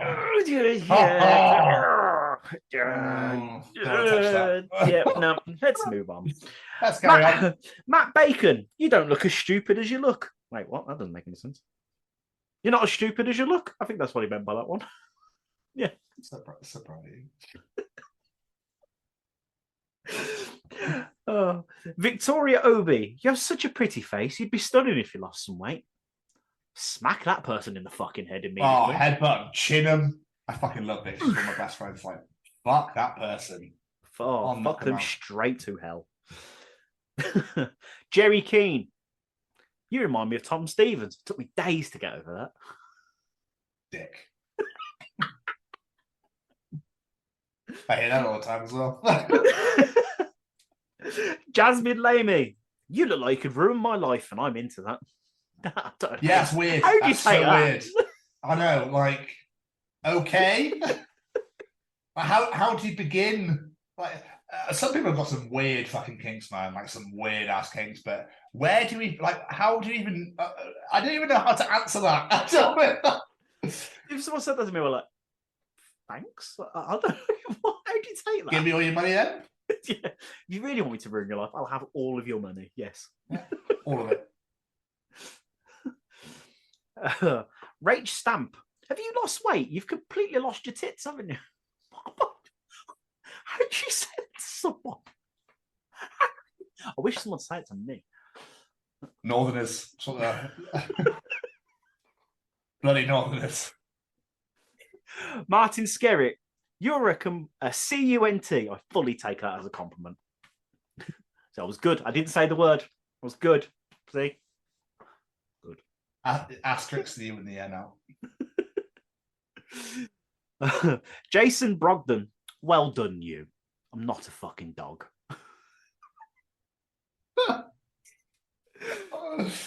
Two more. Former guest, Bill Buchanan. James Morrison commented on it. That made me so happy. He says, I don't care what anyone else says. I thought you were great.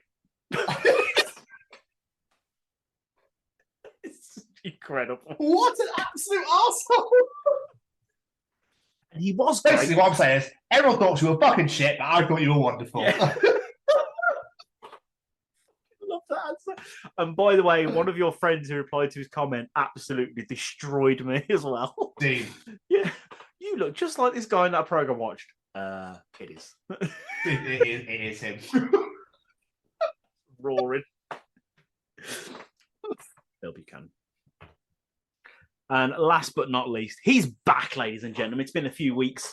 It's only Ryan Williams. Oh, Ryan's back. Yes, Ryan's back. Although these made me really sad. So, Ryan, if I could give you a big cuddle and a forehead kiss, I would do so right now. Says Ryan. Number one, you'd be cute if you weren't white. Whoa, hang on. I'm not going to touch that one. Don't touch that one. That's insane. Number two, you have a perfect face for radio. Oh. 3, too bad you work in a restaurant industry. You're cute, but I don't date beneath me. Oh, Jesus. Bitch. Fuck that. Fuck off. No, I'll chin her and all. Have you ever thought about contacts? No. Leave your fucking glasses alone. Nothing wrong with a pair of specs. I know. And 5, maybe don't smile. Who says that? My God. Unfortunately, I've heard most of these in the last month or so. Needless to say, my self-esteem is completely out of whack. Well, Ryan, you're one of the most wonderful fucking people on this planet. So ignore them, because they're all that word I spelled out earlier, but I'm not allowed to say. Right. You're a major mainstay. You are a hero to us. Sorry, I keep burping. I do apologize. I'm trying really hard not to. You, sir, are an absolute champion. You've been with us since the superhero bar fight days. You've been with us since day dot. And we love and worship the ground you work on, like massively. We love you, Ryan. You're a hero, a legend, and a champion amongst so many people. So don't let those people get you down. Don't let them get to you. Fuck them. Fuck them in the ass. Yeah, exactly. So, Ryan, you will always be loved here on TCO Pod. You are one of our boys. But if you enjoy James' Participation Challenge and you enjoy Tom's Journal, Callum's Treachings, the absolute wanky parts at the beginning, and the interview, then you enjoy the other 76 editions of Chronicles of Podcast, wherever you get your podcasts from.